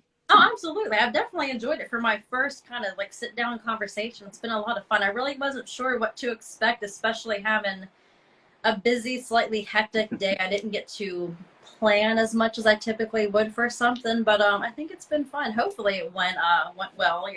Your fans and followers are a big fan of it and become a new fan of me. Yeah. I'm sure they appreciate, exactly what you did and everything, and the conversation that we had, and all the answers that you gave to the questions and everything. And so, yeah, I'm hoping that you were exposed to a whole new audience. And like you keep saying, if they're interested, they can go ahead and check out your page and then follow the link in your bio and Yes, get a link in bunch the of bio. great free content. And if they want to see more, then they can shell a little cash out and see a little bit more, a little more Yeah, spicy stuff, absolutely. a little more interesting. But if not, your free content's there, and you're going to be producing more. You're excited for Absolutely. Halloween, and I'm Yeah. excited to see what new costumes other people are going to get for you, because I'm sure with this conversation, a bunch of people are going to be interested in seeing you in all sorts of stuff. I really hope so because I've come across some really fun costumes that are not Star Wars related because I've tried to, I think people like Star Wars, but there's also other stuff I'm into. It's trying to find the right fit to have as much enthusiasm behind that and not just getting something new for the sake of getting something new or trying to have new content to add on there. But I think the 31 days of Halloween, 31 days of Halloween, I think I'm really excited for that one. That can be a really fun one because there's between Star Wars, Halloween based things, and then just costumes because it's Halloween. You can be whatever you want to be. I think that'll be a fun one. And the fact that there's going to be at least 31 days of free content with pay-per-views mixed in, it's a great time. So I say that's going to be a great Halloween month. yeah, I'm excited. And if I may suggest, maybe a set of pumpkin carving. Yeah, I could do that. I could do that. Maybe I could always do I could do like a sexy pumpkin carving video.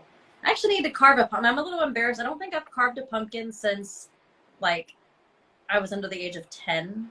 Um, when I got older, my mom would buy me like the cute like painted pumpkins. I don't know if she did Yeah. it with a knife or what it was. I was also the only girl, and maybe my brothers weren't into it, but yeah. So maybe I can some fun Halloween ideas coming up. Yeah. So stay tuned. I feel like you have a lot of ideas. You can be like my idea guy with different stuff because I know I've talked to you before about different stuff, and I'm just like shit. Like he's on to something. You're missing a niche for like cosplay marketing. I'm telling you. You can have a little thing there because you kick out some good ideas. You do. Well, if you know anybody that needs any more ideas, send them my way. I'll start charging. Well, once again, thank you so much for coming on. Like you said, you had a busy day. I really do appreciate you coming on, No, taking the absolutely. time, and expressing your love for Star Wars, cosplay, and just having fun all around. And so, once again, if you guys want to see a lot more, go ahead and follow the link in her bio and check out all the amazing, great content that she puts out. It's a lot of great work that she does. So go and support her. And if you want to give the people one last look to see what they can be seeing if they follow that link in your bio.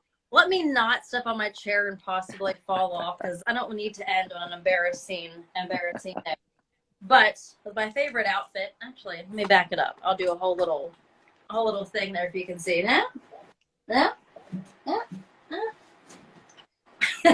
There you go, people. If you want to see that and so much more, follow the link in her bio and go and support her. Absolutely. Thanks for having me so much. It's been a lot of fun. So I appreciate, and congratulations on your 2 years. That's thank awesome you. Thank stuff. you. So I hope it was a good 2-year anniversary video for you. So again, it definitely was. Thank you. All right, bye guys. Have a good one. Bye. Thank you so much. Have a good rest of your night. Absolutely. You too. All right, bye. All right, guys. Thank you so much for joining me for episode 24 of Coffee and Toys Live. I hope you guys enjoyed that. And also, like I said, I just randomly checked my calendar this morning and I saw that it is, in fact, the 2-year anniversary of the CoolFigurez YouTube channel. So thank you so much to the 964 of you guys that have hit that subscribe button, to each and every single one of you that have left a comment, that have hit that like button. And if you haven't already subscribed, I would really appreciate it. We are so close to 1,000 subscribers on YouTube. And like I always say, guys, if it wasn't for you, I'd just be a grown man speaking to myself about toys. And like I said at the beginning of this portion of the live, because if you missed part one got cut off because Instagram started counting us down out of nowhere. So part one will be up soon, and then followed by part 2 right here.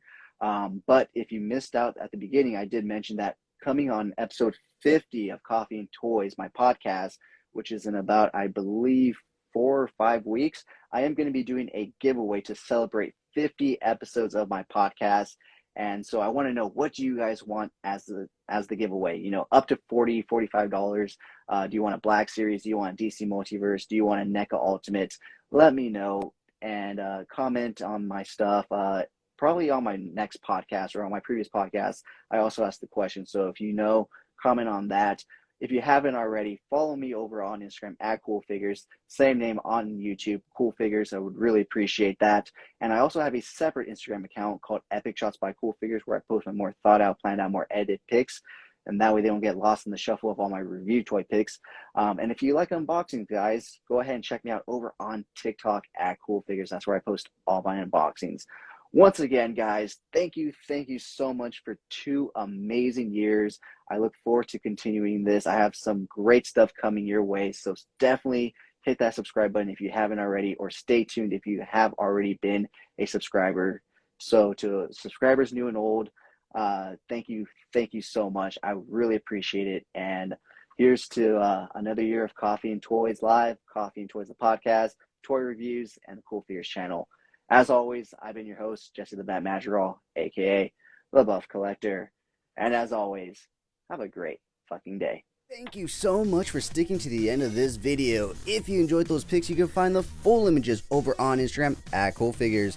And I do also have a separate Instagram account for my more thought out, planned out, more edited pics called Epic Shots by CoolFigurez. Check it out. If you like what you see, leave me a follow there as well. And if you guys like unboxings, check me out over on TikTok at CoolFigurez. That's where I post all of my unboxings. And check me out every Sunday for Coffee and Toys, a weekly toy news, toy talk podcast where we will go over all the latest and great toy news, reveals, pre-orders, weekly toy haul, and so much more. And join me every Wednesday over on Instagram for Coffee and Toys Live, where I will speak to a new guest every week about toys, toy hunting, toy photography, and so much more. Thank you so much for taking time out of your busy day to listen to me talk about toys. I really do appreciate it.